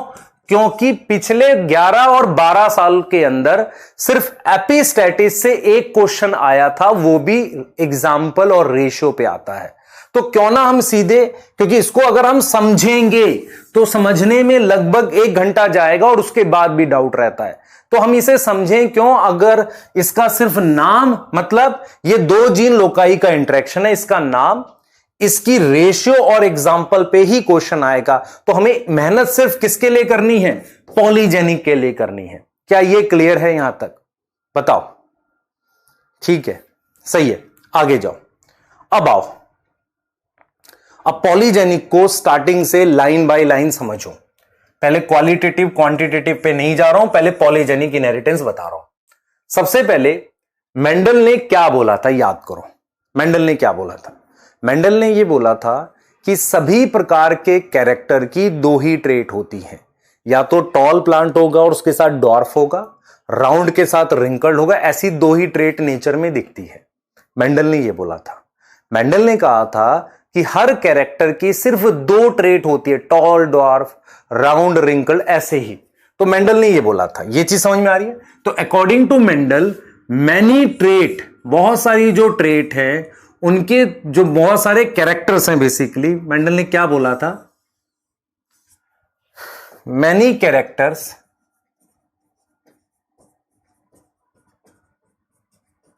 शो ओनली 2 ट्रेट, 2 ही ट्रेट वो शो करेंगी। ठीक है, टॉल, ड्वार्फ, मान लो टॉल के साथ ड्वार्फ, राउंड के साथ रिंकल, सिर्फ 2 ही ट्रेट दिखेंगी। ठीक है, अब सुनो ध्यान से। But we can observe many trait, हम ऑब्जर्व कर सकते हैं बहुत सारी ट्रेट को। समझ लो इस बात को, मतलब हम, मेरी बात सुनना, मैं पॉलीजेनिक को जरा समझने की कोशिश करना, मैं समझा रहा हूं। सबसे पहले समझो, मेंडल ने कहा कि यार देखो, जब भी हम देखते हैं ना, नॉर्मली कैरेक्टर की ट्रेट ऐसे ही होती हैं, टॉल होगा या डॉर्फ होगा, पूरा टॉल या पूरा डॉर्फ, बीच में कुछ नहीं होता है ऐसा। लेकिन क्या नेचर में सच में ऐसा है? नहीं। नेचर में बहुत सारे ऐसे कैरेक्टर्स हैं जिनमें सिर्फ टॉल और डॉर्फ ऐसा नहीं होता। फॉर एग्जाम्पल, मान लो अगर मैं ह्यूमन हाइट को देखूं, तो ह्यूमन हाइट में क्या 2 ही हाइट के इंडिविजुअल मिलते हैं, एक 6 फीट का, एक 5 फीट का, ऐसा कुछ है? नहीं। हमारे पास हाइट में पूरी रेंज है, एक तरह की कॉन्टिन्यूअस वेरिएशन है। ये देख रहे हो, एक तरह की कॉन्टिन्यूअस वेरिएशन है।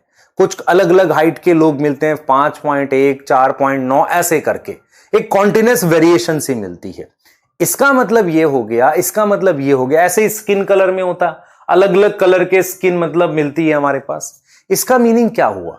इसका मीनिंग ये हुआ, ध्यान सुनेंगे, इसका मीनिंग ये हुआ कि हमारे पास इसको, हाइट को और स्किन कलर को कंट्रोल करने के लिए किसी ह्यूमन में ऐसा नहीं है कि एक सिंगल ही, मतलब मेरे पास लोकस होता है, एक से ज्यादा लोकस पॉसिबल है। ये कैसे पॉसिबल है मैं आपको समझाता हूं, थोड़ा समझने की कोशिश करना। मैं यहां पर आपको ये कह रहा हूं, बेटा ध्यान से देखना, इसे ध्यान से देखना मैं क्या कहना चाह रहा हूं। मैं ये कह रहा हूं कि बहुत सारे ऐसे कैरेक्टर होते हैं ह्यूमन में ही, जिसमें, जैसे मान लो मैं कहता हूं ये क्रोमोसोम बना दिया मैंने, तो यहां पर सिर्फ मान लो मैंने जैसे मेंडल की बात की, तो कैपिटल टी स्मॉल टी, तो प्लांट हाइट के लिए सिर्फ एक ही जगह पर जीन है यहां पर। लेकिन अगर मैं ह्यूमन, ये मान लो पी की बात हो गई, अगर मैं ह्यूमन की बात करूं, तो ह्यूमन में मान लो एक क्रोमोसोम ये हो गया, एक क्रोमोसोम ये हो गया, एक क्रोमोसोम ये हो गया। तो स्किन कलर के लिए एक जीन यहां पर है, मान लो एक जीन यहां पर है, एक जीन यहां पर है। तो जैसे प्लांट हाइट के लिए सिर्फ एक लोकेशन पर जीन है और है ही नहीं, लेकिन स्किन कलर के लिए 3 अलग अलग लोकेशन पर जीन है, और उसमें जितनी ज्यादा डोमिनेंट होती हैं उतना कंट्रीब्यूशन बनता चला जाता है। मतलब ये हुआ, हम यहां पर ये कहना चाह रहे हैं बेटा, हम ये कहना चाह रहे हैं कि बहुत से ऐसे कैरेक्टर होते हैं ह्यूमन हाइट स्किन कलर जिसमें कई सारे फिनोटाइप पॉसिबल हैं। ऐसा इसलिए होता है क्योंकि मेरे पास कुछ पर्टिकुलर कैरेक्टर के लिए एक सिंगल ह्यूमन में, ये एक ही ह्यूमन की बात हो रही है, सिंगल ह्यूमन में एक से ज्यादा लोकस इन्वॉल्व है। एक से ज्यादा लोकस का मतलब एक से ज्यादा लोकेशन पर। जैसे ये भी जो है, ये वाली जीन भी स्किन कलर की हो गई, ये वाली भी स्किन कलर की हो गई यहां पर भी, और यहां पर भी ये स्किन कलर की हो गई। तो एक से ज्यादा जीन, एक से ज्यादा जीन लोकस बोलूंगा प्रॉपर। लोकस का मतलब वहां पर दो एलील आ जाती हैं। एक से ज्यादा जीन लोकस अगर सिंगल कैरेक्टर को कंट्रोल करे तो उसे पॉली, पॉली मतलब बहुत सारा, जेनिक इनहेरिटेंस कहते हैं। तो मेंडल ने कहा कि भाई नॉर्मली दो ही होने चाहिए, पर ये तो डेविएशन पढ़ रहे हैं ना, तो बहुत से ऐसे कैरेक्टर होते हैं जिनमें दो नहीं फिनोटाइप होते, दो से ज्यादा अलग अलग फिनोटाइप होते हैं। क्लियर है? वो क्यों पॉसिबल है? क्योंकि मोर देन 2 या मोर देन 1 लिख लो, मोर देन 1 जीन लोकस, एक से ज्यादा जीन लोकस कंट्रोल करेगा सिंगल ट्रेट को। यहां पर लोकस शब्द का मतलब समझो, ये लोकस है बेटा, ये एक लोकस है, ये कंट्रोल कर रहा है ट्रेट को। जहां पर हर एक लोकस, ईच लोकस की डोमिनेंट एलील, डोमिनेंट समझ में आता है, कैपिटल ए, वो अपना कंट्रीब्यूशन करती है, शो कंट्रीब्यूशन, वो अपना वहां पर कंट्रीब्यूशन करती है। सोचो, अब सोचो थोड़ा सा, एक से ज्यादा लोकस अपना थोड़ा थोड़ा कंट्रीब्यूशन, इसने बना दिया थोड़ा सा, फिर इसने बना दिया, इसने भी थोड़ा बना दिया फीचर, इसने भी थोड़ा बना दिया। तो जैसे जैसे डोमिनेंट एलील बढ़ती जाती है कंट्रीब्यूशन बढ़ता जाता है, क्योंकि कंट्रीब्यूशन करता कौन है? रिसेसिव और डोमिनेंट। ध्यान से सुनना बेटा, अगर मैं बात कर रहा हूं कि कंट्रीब्यूशन कौन करता है, कंट्रीब्यूशन बाई कौन करेगा? डोमिनेंट करेगा कि रिसेसिव करेगा? कौन करेगा बताओ? डोमिनेंट और रिसेसिव, समझना ध्यान से, डोमिनेंट करेगा कि रिसेसिव करेगा? बोलो जल्दी से, जल्दी बोलो, डोमिनेंट वाला करेगा कि रिसेसिव वाला करेगा? सोचो। ठीक है, ये करेगा, ये नहीं। ठीक है, तो इसका मतलब क्या होगा भाई? एक से ज्यादा लोकस है, सुन लो ध्यान से, एक से ज्यादा लोकस है, तो जितनी ज्यादा more is dominant allele, more is contribution, उतना ज्यादा कंट्रीब्यूशन है। अब तुम सिंपल मुझे बताओ जरा, एक 5 फुट हाइट है और एक 5 फुट 2 इंच है, तुम इन दोनों को देखकर ये तो बोल सकते हो ना किसमें वो हाइट वाली डोमिनेंट एलील ज्यादा होंगी? एक 5 फुट 5 है तो इसमें और ज्यादा डोमिनेंट एलील है हाइट वाली। तो यही चीज मैं आपको समझाने की कोशिश कर रहा हूं कि भाई पॉलीजेनिक, पॉली मतलब बहुत सारा, जेनिक मतलब जीन, बहुत सारी जीन लोकस एक ही ह्यूमन में एक सिंगल कैरेक्टर के लिए काम करती है, उसे पॉलीजेनिक इनहेरिटेंस कहते हैं। उसकी वजह से सिर्फ 2 ट्रेट नहीं आते ऐसे, tall round, tall dwarf, round या रिंकल, सही है, वायलेट या ऐसे करके नहीं आते, पूरी रेंज बनने लगती है।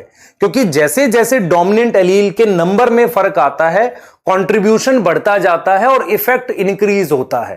क्लियर है? इफेक्ट इंक्रीज होता है, यह समझ में आ रहा है। तो पॉलीजेनिक का मतलब क्या हुआ? पॉलीजेनिक, पॉली मतलब मैनी, मैनी जीन। अब यहां जीन ना लिख के जीन लोकस कह रहे हैं, क्योंकि जीन लोकस में 2 जीन हो जाएंगी, मैनी जीन लोकस। ठीक है, कंट्रीब्यूट इन सिंगल ट्रेट या कैरेक्टर। ठीक है, मोर देन 1 लोकस, यस, एक से ज्यादा लोकस चाहिए। Each locus dominant allele contribute some feature, और वो क्या होगा, इट गेट एडिड, ऐड होता चला जाएगा। अब मैं आपको ये समझा रहा हूं, ध्यान सुनेंगे। सो number of dominant allele matter in polygenic. अब जरा आप ऐसे सोचो कि मेंडल ने क्या कहा था। मेंडल ने कहा था कि कैपिटल ए और कैपिटल ए स्मॉल ए का सेम फिनोटाइप है। याद करो, क्योंकि मेंडल ने कहा था कैपिटल टी टॉल है, मान लो उसकी हाइट जो भी है, तो capital C T small T भी टॉल है, हाइट में तो कोई अंतर नहीं था। तो मेंडल ने क्या बोला था, ध्यान से सुनेंगे। मेंडल ने बोला था कि ये और ये दोनों का फिनोटाइप सेम है, दोनों का, इसका और इसका फिनोटाइप सेम है, ये मेंडल ने बोला था। तो मेंडल ने ये तो कभी कहा ही नहीं कि इसमें दो डोमिनेंट है और इसमें एक डोमिनेंट हो तो फिनोटाइप में फर्क होगा। यहां तक समझ में आ रही है कि नहीं, बताओ, सोचो। तो सो number of dominant allele not matter, यहां पर number of dominant allele matter नहीं करेगी। समझो इस चीज को, क्लियर है कि नहीं। तो सो number of dominant allele matter नहीं करेगी। किसकी बात कर रहा हूं मैं बात कर रहा हूं, ध्यान से देखेंगे। तो according to Mendel same phenotype है, so number of dominant allele not matter, है ना, दोनों का सेम इसमें। सो इट इज क्या है बेटा, क्वालिटेटिव। इसको हम क्वालिटेटिव कह रहे हैं, ठीक है। और पॉलीजेनिक में क्या है, number of dominant allele matter, तो डोमिनेंट एलील का नंबर काउंट करना, क्वांटिटी, तो इसीलिए इसको क्वांटिटेटिव कहते हैं। Why polygenic inheritance is quantitative inheritance, because number of dominant allele matter करती है। समझ लो इस बात को, पॉलीजेनिक को क्वांटिटेटिव क्यों कहते हैं, क्योंकि जितनी डोमिनेंट एलील ऐड होती जाती हैं उतना फीचर आता जाता है। अब मैं आपको दो उदाहरण दिखा रहा हूं, एक दो जीन लोकस का, क्योंकि भाई एक जीन लोकस होता तो फिर वो क्या हो जाता, वो मोनोजीन पॉलीजीन नहीं होता ना, मुझे कम से कम दो जीन लोकस का। होता ये है कि हमारे पास गेहूं का जो बीज होता है, सीड होता है, उसके बाहर का जो कलर होता है उसे कहते हैं वीट का कर्नल कलर। तो मैं आपको एक क्रॉस दिखा रहा हूं जिसमें दो जीन लोकस का पॉलीजीन है, ध्यान से समझना, दो जीन लोकस का पॉलीजीन है, समझना इसे। दो जीन लोकस का जो पॉलीजीन है उसमें हम क्या लिख रहे हैं, वीट का, गेहूं का कर्नल कलर, गेहूं का कर्नल कलर। अब देखो कैपिटल ए, आप कैसे मेंडल का क्रॉस कराते हैं, नीचे का भूल जाओ पहले। ये प्योर देख रहे हो, दो लोकस ले लिए मैंने, ये प्योर ले लिए, ये भी प्योर ले लिया। तो ये वाला बिल्कुल डार्क रेड है, ये देख रहे हो, ये डार्क रेड कलर का वीट है और ये व्हाइट कलर का वीट है, गेहूं है। इनको क्रॉस कराया तो कुछ इंटरमीडिएट रेड सा आया, ये वाला जो आया कैपिटल ए स्मॉल ए, ये F1 हो गई कि नहीं, F1 आ गई इंटरमीडिएट रेड। इसमें कितनी डोमिनेंट आप देख लो, दो हैं। अब इसकी मैंने सेल्फिंग करी, आपको पता है इसकी जब मैं सेल्फिंग करूंगा तो कितने बॉक्स आएंगे पनेट स्क्वायर के, 16 बॉक्स आएंगे। इसकी सेल्फिंग करूंगा, आ रहा है समझ। अब मुझे एक चीज बताओ, ये वाला जिसमें एक भी डोमिनेंट नहीं है, ये वाला बिल्कुल वाइट आएगा। अब आप देखो जरा, इसमें कितनी डोमिनेंट है बेटा, 0 डोमिनेंट। टोटल जो 16 बॉक्स आए उनमें देख रहे हैं क्या फिनोटिपिक रेशियो आएगी, मेरी बात बताओ। 16 बॉक्स जो आते हैं F2 के, उनमें मेंडल के अकॉर्डिंग क्या एक्सपेक्टेड होता है, ये जाओ देखो, मेंडल के अकॉर्डिंग क्या एक्सपेक्ट होता है बताओ। अगर मैं इंडिपेंडेंट असॉर्टमेंट लगाऊं तो मेंडल के अकॉर्डिंग क्या एक्सपेक्टेड है, ये होना चाहिए। किसकी बात कर रहा हूं मैं, 16 बॉक्स की। 16 बॉक्स जो पनेट स्क्वायर के F2 में बनते हैं उसमें ये एक्सपेक्टेड होना चाहिए 9331 होना चाहिए कि नहीं, सोचो। लेकिन वो नहीं आया, क्या आया देखो, मेरी बात सुनो ध्यान से। F2 में जो 16 बॉक्स आए, अब इसमें एक भी डोमिनेंट नहीं है और मुझे पता है कि जो डोमिनेंट एलील है वो रेड कलर दे रही है। वो क्या देती है, रेड कलर देती है, डोमिनेंट वाली रेड कलर देती है। तो ये तो बिल्कुल सफेद हो जाएगा। अब मुझे एक चीज देखेंगे, यहां पर कितनी रेड है, एक एक डोमिनेंट है इन दोनों में, ठीक है। तो ये वन डोमिनेंट है ना, ये क्या होगा, वन डोमिनेंट, इन दोनों में वन डोमिनेंट। अब मैं आपको अगर रियल में बताऊं, 16 में 16 में ऐसे वाले दो होते हैं और ये वाले ऐसे वाले भी दो होते हैं। जैसे ये जो हैं ये दो हैं और ये दो हैं, दोनों मिला के चार हो गए कि नहीं।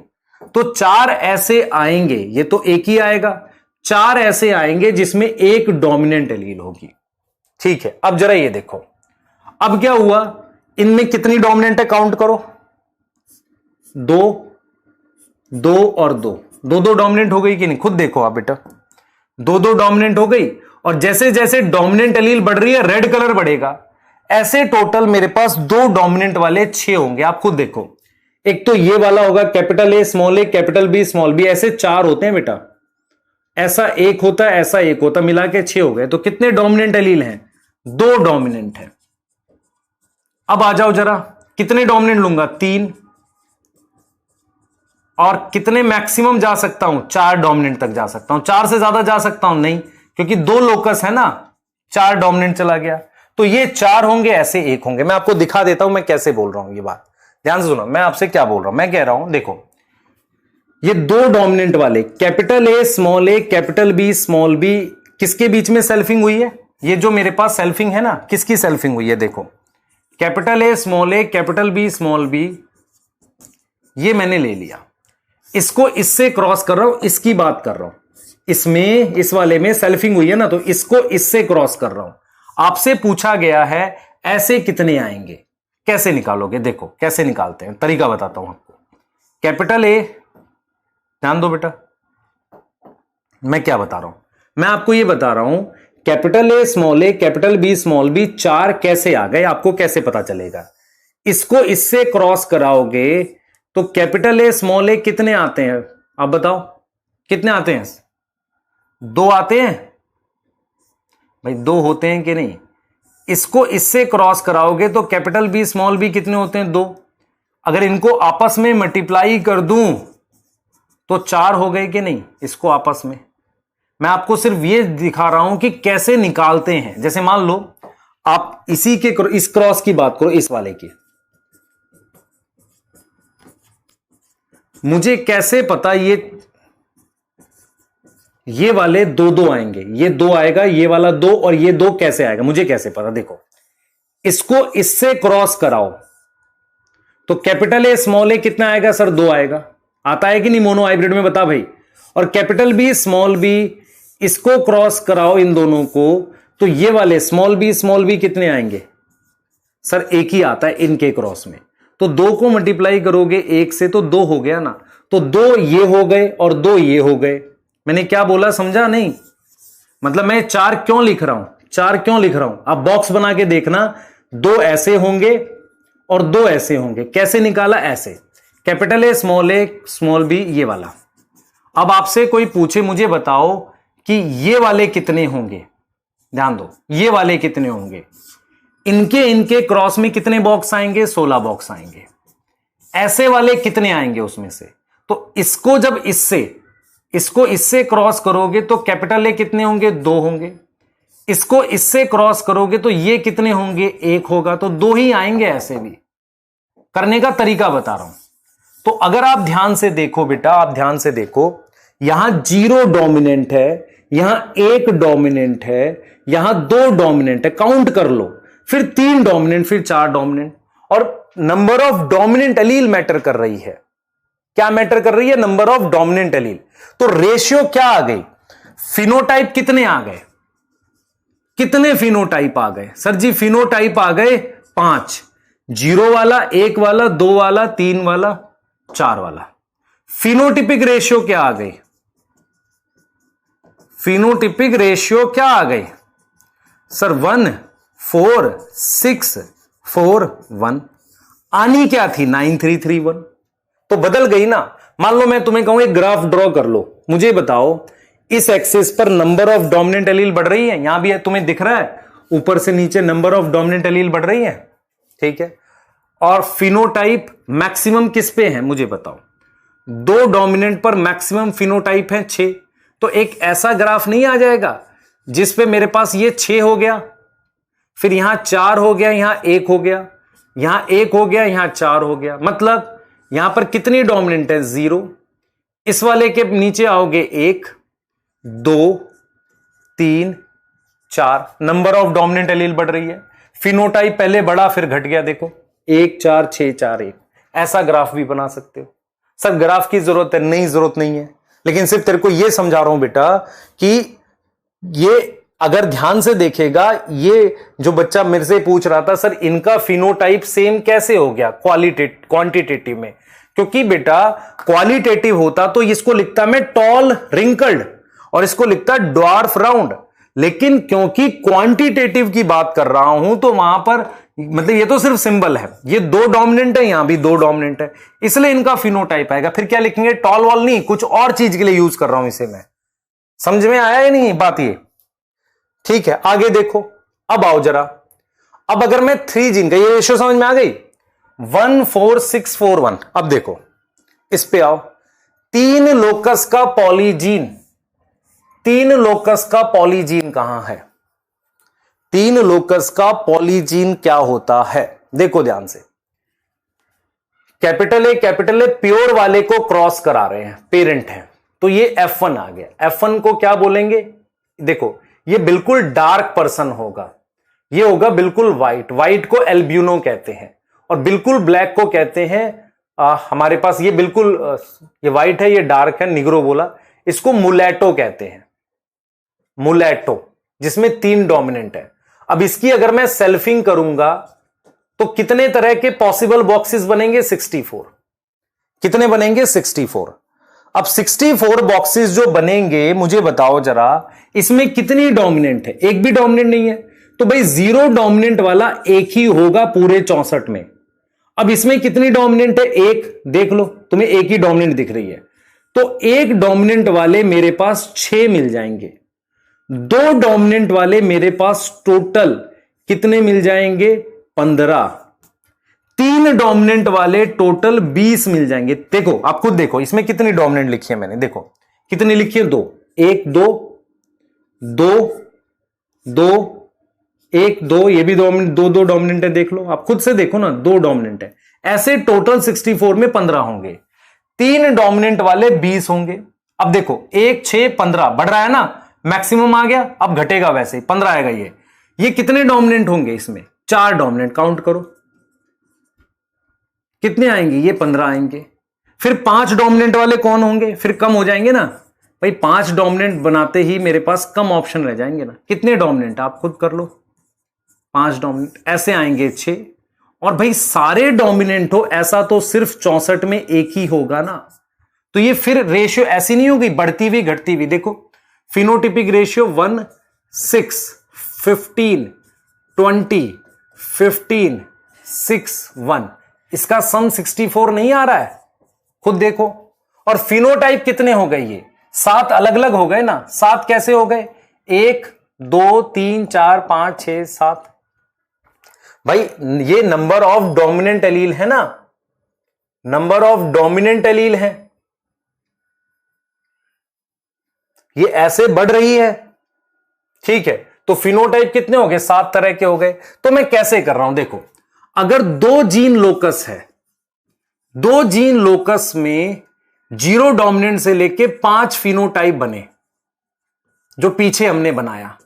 अभी हमने 3 जीन लोकस लिया तो कितने फिनोटाइप बनाए? 7। और अगर मैं 4 जीन लोकस ले लूं तो क्या मैं 9 फिनोटाइप नहीं बनाऊंगा? आप खुद देखो, ये 2n+1 नहीं हो गया? कैसे हो गया आप देख सकते हो।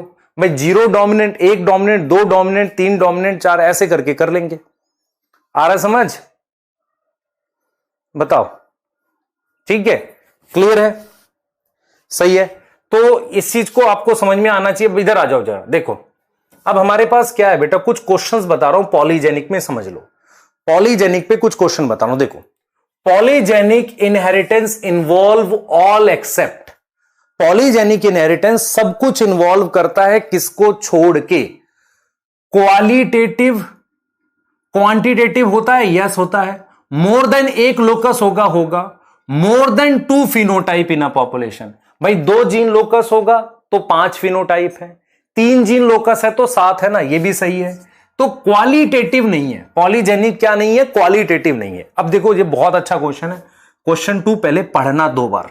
देखो क्वेश्चन कहता है if fruit weight is a polygenic inheritance, fruit weight एक पॉलीजेनिक इनहेरिटेंस है और कंट्रोल होता है 2 जीन लोकस से। ध्यान से सुनेंगे सभी बच्चे, बेटा आपको मैसेज करना पड़ेगा मुझे कल के लिए कि सर कल आप लिंकेज और क्रोमोसोमल थ्योरी करा दो, संडे है कोई बात नहीं हम देख लेंगे। तो अगर आप बोलेंगे तो मैं लेक्चर डालूंगा, नहीं तो नहीं डालूंगा, ठीक है। मैक्सिमम कमेंट्स क्या होंगी उसी के हिसाब से डालूंगा।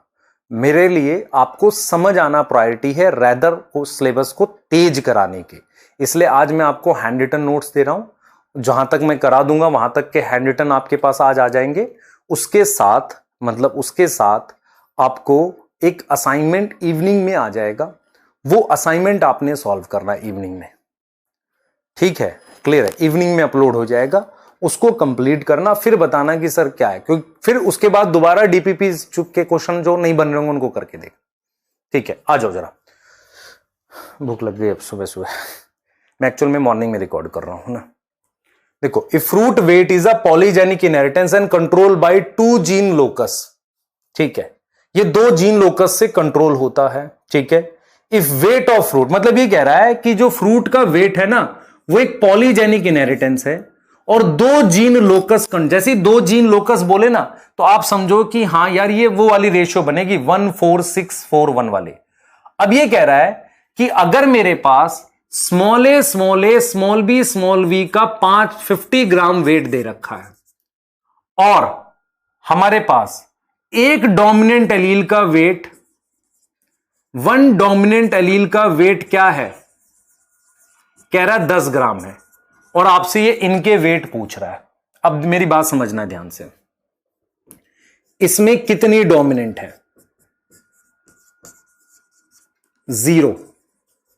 0 डोमिनेंट होने की वजह से इसका मान लो 50 ग्राम वेट है, वो हो सकता है किसी और चीज का ना हो रहा हो। अब मैं यहां पे लिख रहा हूं एक डोमिनेंट, ये वाला हो गया, एक डोमिनेंट लिखा, कह रहा है एक डोमिनेंट एलील 10 ग्राम देती है तो इसका वेट कितना हो गया, 60 ग्राम हो गया। मान लो 2 डोमिनेंट की बात कर ले, इसके वाले की बात कर ले, तो कितना वेट हो गया, 70 ग्राम हो गया, ठीक है। अब 3 डोमिनेंट की बात कर ले, कितना हो गया, 80 ग्राम, क्योंकि हर डोमिनेंट एलील पे 10 ग्राम बढ़ेगा। इस पे क्यों 50 ग्राम आया, और ये किसी और चीज का वेट था। डोमिनेंट एलील मान लो शुगर बना रही है, उसका भी ऐड होना स्टार्ट हुआ है। अब यहां पर कितनी डोमिनेंट हो गई, 4, तो कितना आ गया, 90 ग्राम।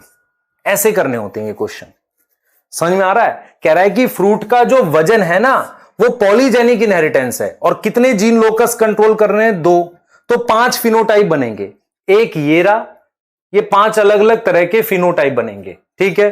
तो 0 डोमिनेंट के साथ मेरे पास 0 डोमिनेंट के साथ 50 ग्राम वेट है, देखो दे रखा है ना, 0 डोमिनेंट के साथ 50 ग्राम और 10 ग्राम एक डोमिनेंट एलील कंट्रीब्यूट कर रही है। लिख रहा है ईच जीन कंट्रीब्यूट, और कंट्रीब्यूट भी डोमिनेंट करती है। तो आप देखो जैसे जैसे डोमिनेंट बढ़ रही है 10-10 ग्राम बढ़ा रहा हूं, ऐसे क्वेश्चन आ सकते हैं। इसके इतना मुश्किल आता नहीं है पर समझाने के लिए, मान लो प्लांट की ऊंचाई 3 जीन का पॉलीजीन है, मतलब 3 जीन लोकस, जैसे स्किन कलर है, ठीक है, और उसमें इसकी हाइट दे रखी है, इसकी हाइट दे रखी है, क्या दे रखी है इसकी हाइट, 20 सेंटीमीटर, ठीक है, क्लियर है, 20 सेंटीमीटर दे रखी है, हाँ ठीक, हाँ। अब क्या कह रहा है ये कि कैपिटल ए स्मॉल बी जो है उसकी 30 सेंटीमीटर दे रखी है। कैपिटल ए स्मॉल बी इसकी दे रखी है 30 सेंटीमीटर। मुझे अब डिफरेंस बताओ कितनी डोमिनेंट है। यहां 0 है, यहां 0 है और यहां कितनी है, 2। अब इसकी 20 सेंटीमीटर है, इसकी 30 सेंटीमीटर है, तो बीच में एक और होगा ना जिसमें एक डोमिनेंट होती है, ये भी तो होगा। तो भाई इसमें अगर 10 का डिफरेंस है तो ये 25 सेंटीमीटर होना चाहिए। आप खुद से देखो, ये मैं प्रिडिक्ट कर रहा हूं क्योंकि ये 20 ये 30 है। भाई इसमें 2 डोमिनेंट है, इसमें एक भी नहीं है, तो हर एक डोमिनेंट एलील कितना कंट्रीब्यूशन करेगी, अब सोच लो। तो वन डोमिनेंट एलील कितना करेगी, वो करेगी बेटा कितना, 5 सेंटीमीटर। ठीक है, तो स्टार्टिंग किससे कर रहे हैं, स्टार्टिंग कर रहे हैं इससे स्मॉल ए स्मॉल बी, इसका मेरे पास कितना है, इसका दे रखा 20 सेंटीमीटर। तो एक डोमिनेंट वाले का आ जाएगा 25, एक डोमिनेंट मतलब ये, दो डोमिनेंट वाले का कितना आ जाएगा 30 सेंटीमीटर, ये तो दे रखा है। तीन डोमिनेंट वाले का 35, चार डोमिनेंट वाले का 40, पांच डोमिनेंट वाले का, पांच और बढ़ा दो 45, और 6 डोमिनेंट वाले का, जिसमें सारी की सारी डोमिनेंट, तो कितनी हो गई 50। तो आपसे पूछा गया इसकी हाइट बताओ, तो कितनी आ गई 50 सेंटीमीटर आई कि नहीं, बताओ बताओ, समझ में आया। तो ये 0 डोमिनेंट के साथ ये है, फिर 1 2 3 4 5 6, कम हो गए 3 4 5, हाँ 7 फिनोटाइप हो गए ना, सही तो है।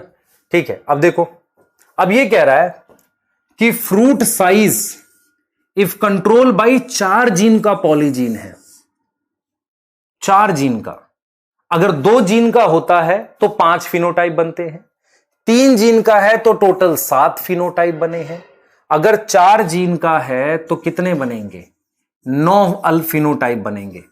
तो फिर ये पूछ रहा है आपसे how many different size of fruit, तो 9 फिनोटाइप का मतलब 9 डिफरेंट साइज।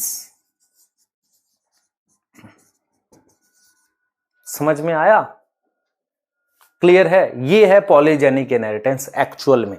अगर आपको कल मैंने क्वेश्चन शायद नहीं कराए थे, अब मैं आपको एपिस्टैटिस समझा रहा हूं, पर मैं फिर रिपीट कर रहा हूं, epistasis complementary gene, supplementary gene, duplicate gene, इनकी रेशियो एग्जांपल आते हैं और कुछ नहीं आएगा।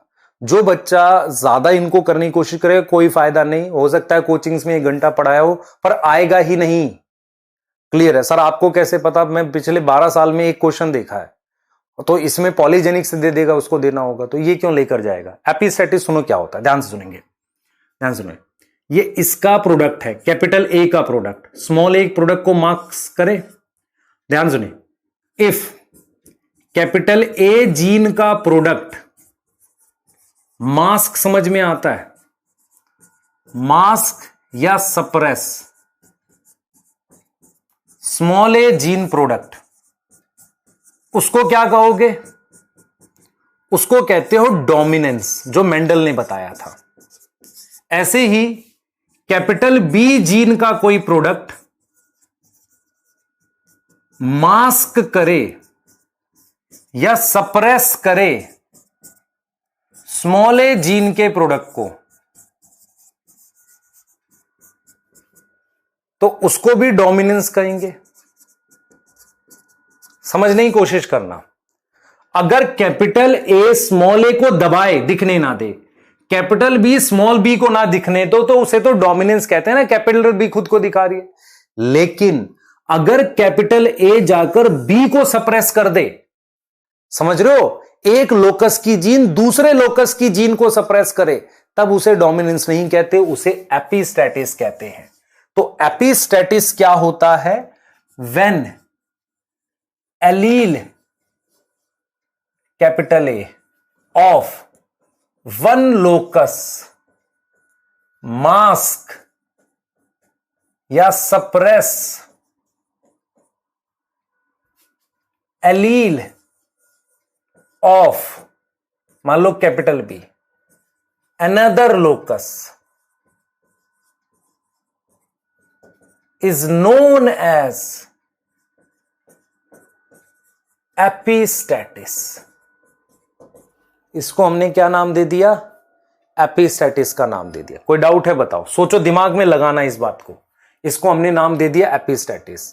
डोमिनेंस और इसमें फर्क होता है बेटा, एपिस्टैटिस और डोमिनेंस में यही डिफरेंस होता है।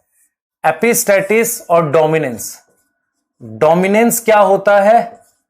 Capital A mask small A, लेकिन capital A mask capital B, capital A mask small B, और स्मॉल ए मास्क, ध्यान दे बेटा, ध्यान दो, देखो capital A mask capital B या small B, small A mask capital small B capital B, और ऐसे ही हमारे पास कैपिटल ए और बी दोनों मिलके, इनको ना दिखने दे, अभी बात कर लेंगे इस पे भी, पर चलो एक ही लिखते हैं। Capital A mask capital B, इसे एपिस्टैटिस कहते हैं। तो इसमें कितने लोकस इन्वॉल्व हैं? 2 जीन लोकस। इसमें कितने इन्वॉल्व हैं? 1 जीन लोकस। क्या आपको एपिस्टैटिस का मतलब समझ में आ गया? मास्क का मतलब दिखने ना देना, तो एपिस्टैटिस का एपी मतलब होता ऊपर, तो ये जीन खुद को ऐसा सुपीरियर समझ रही है दूसरे वाले से, लोकस से। भाई स्मॉल ए को तो ठीक है, वो रिसेसिव है, उसको सप्रेस करना, लेकिन ए अगर बी को मास्क करे तो एपिस्टैटिस, ए स्मॉल को मास्क करे तो डोमिनेंस। और एपिस्टैटिस की बेटा टाइप होती है, टाइप ऑफ एपिस्टैटिस भी होती है। 2016 में इसकी टाइप पे क्वेश्चन आया था। पहला, ए डोमिनेंट एपिस्टैटिस, डोमिनेंट एपिस्टैटिस, इसका रेशियो ध्यान सुनेंगे 12, 3, 1। एग्जाम्पल, अब देखो मेरे को एक चीज बताओ, सम क्या आ रहा है? 16 आ रहा है, एक्सपेक्टेड कितनी थी? 9, 3, 3, 1। तो जो 9 और 3 था वो ऐड होके 12 हो गया, तो रेशियो ये आ गई। ठीक है, एग्जाम्पल, आपने खीरा सुना है? खीरा कुकुरबिता पीपो कहते हैं उसके फ्रूट का कलर, फ्रूट कलर ऑफ कुकुरबिता पीपो, कुकुरबिता पीपो खीरे को कहते हैं, इसके फ्रूट का कलर समर स्क्वैश कहते हैं।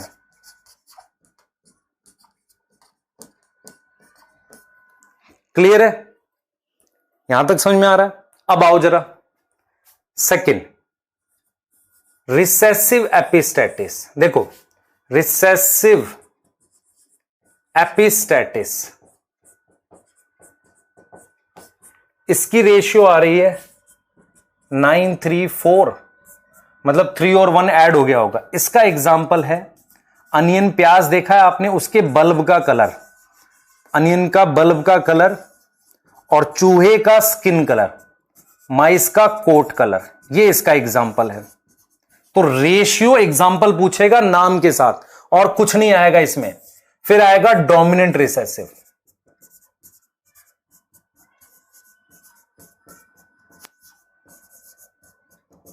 सर और भी समझा दो। नहीं बेटा, अगर मैं समझाने जाऊंगा मुझे 1 घंटा चाहिए, तो सर समझा दो। क्यों क्यों टाइम वेस्ट करना चाहता है जब ये आएगा ही नहीं।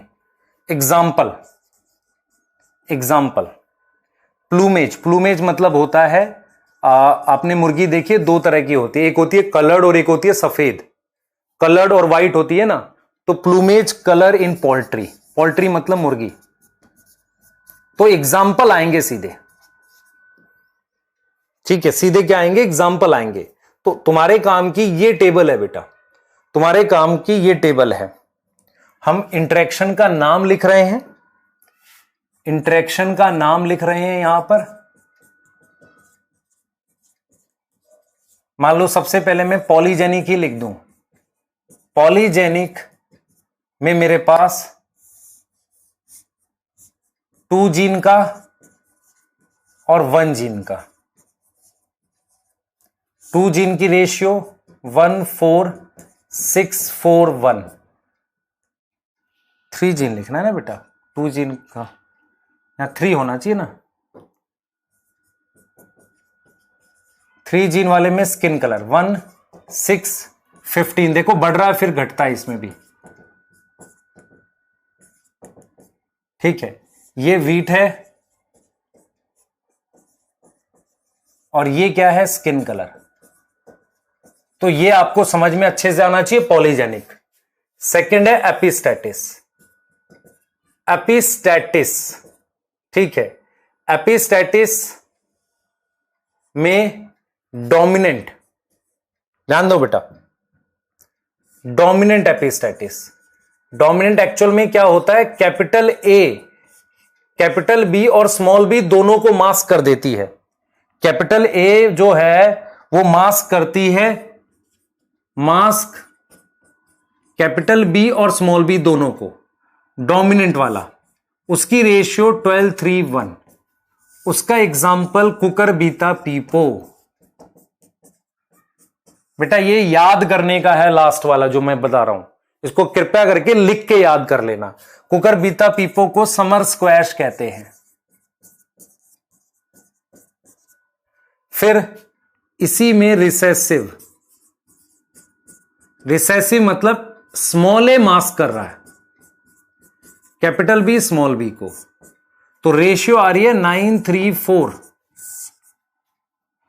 कोट कलर माइस, अनियन का बल्ब कलर, अनियन समझ में आता है प्याज, उसका बल्ब कलर, ठीक है। और क्या है बेटा, डोमिनेंट रिसेसिव,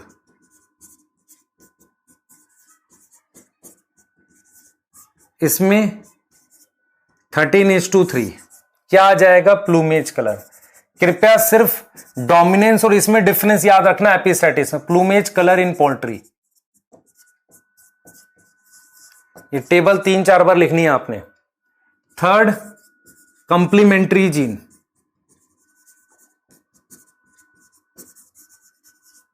रेशियो 9:7, मतलब वो 3:3 और 1 ऐड हो गया होगा, जो 9:3:1 में लास्ट के 3:3:1 ऐड हो गया होगा। इसमें बेटा स्वीट पी के फ्लावर कलर, स्वीट पी में फ्लावर का कलर पर्पल और व्हाइट होता है, पर्पल 9 बनेंगे और व्हाइट 7 बनेंगे। स्वीट पी है ना, स्वीट पी लेथाइरस कहते हैं उसको, क्या बोलते हैं, लेथाइरस। सप्लीमेंट्री जीन,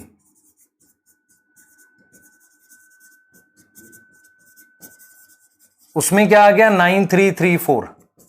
ये रेशियो सेम आ रही है, हां सर सेम आ रही है, पर एग्जाम्पल अलग है, उससे पहचानते हैं। हमारे पास बेटा लैब लैब करके एक दाल होती है, उसका colour, colour of pulses, lab lab एक दाल होती है उसका कलर, ठीक है। एडिटिव मैं लिख देता हूं पर आपको करना नहीं है, एडिटिव में बेटा सब ऐड हो जाता है। एडिटिव 9:6:1 होती है, छोड़ दो नहीं करो।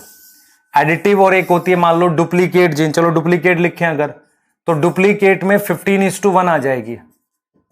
क्या एग्जाम्पल करना है, मत कर बेटा, आएगा तो इसी में से आएगा, इन्हीं में से आएगा, आपको आया तो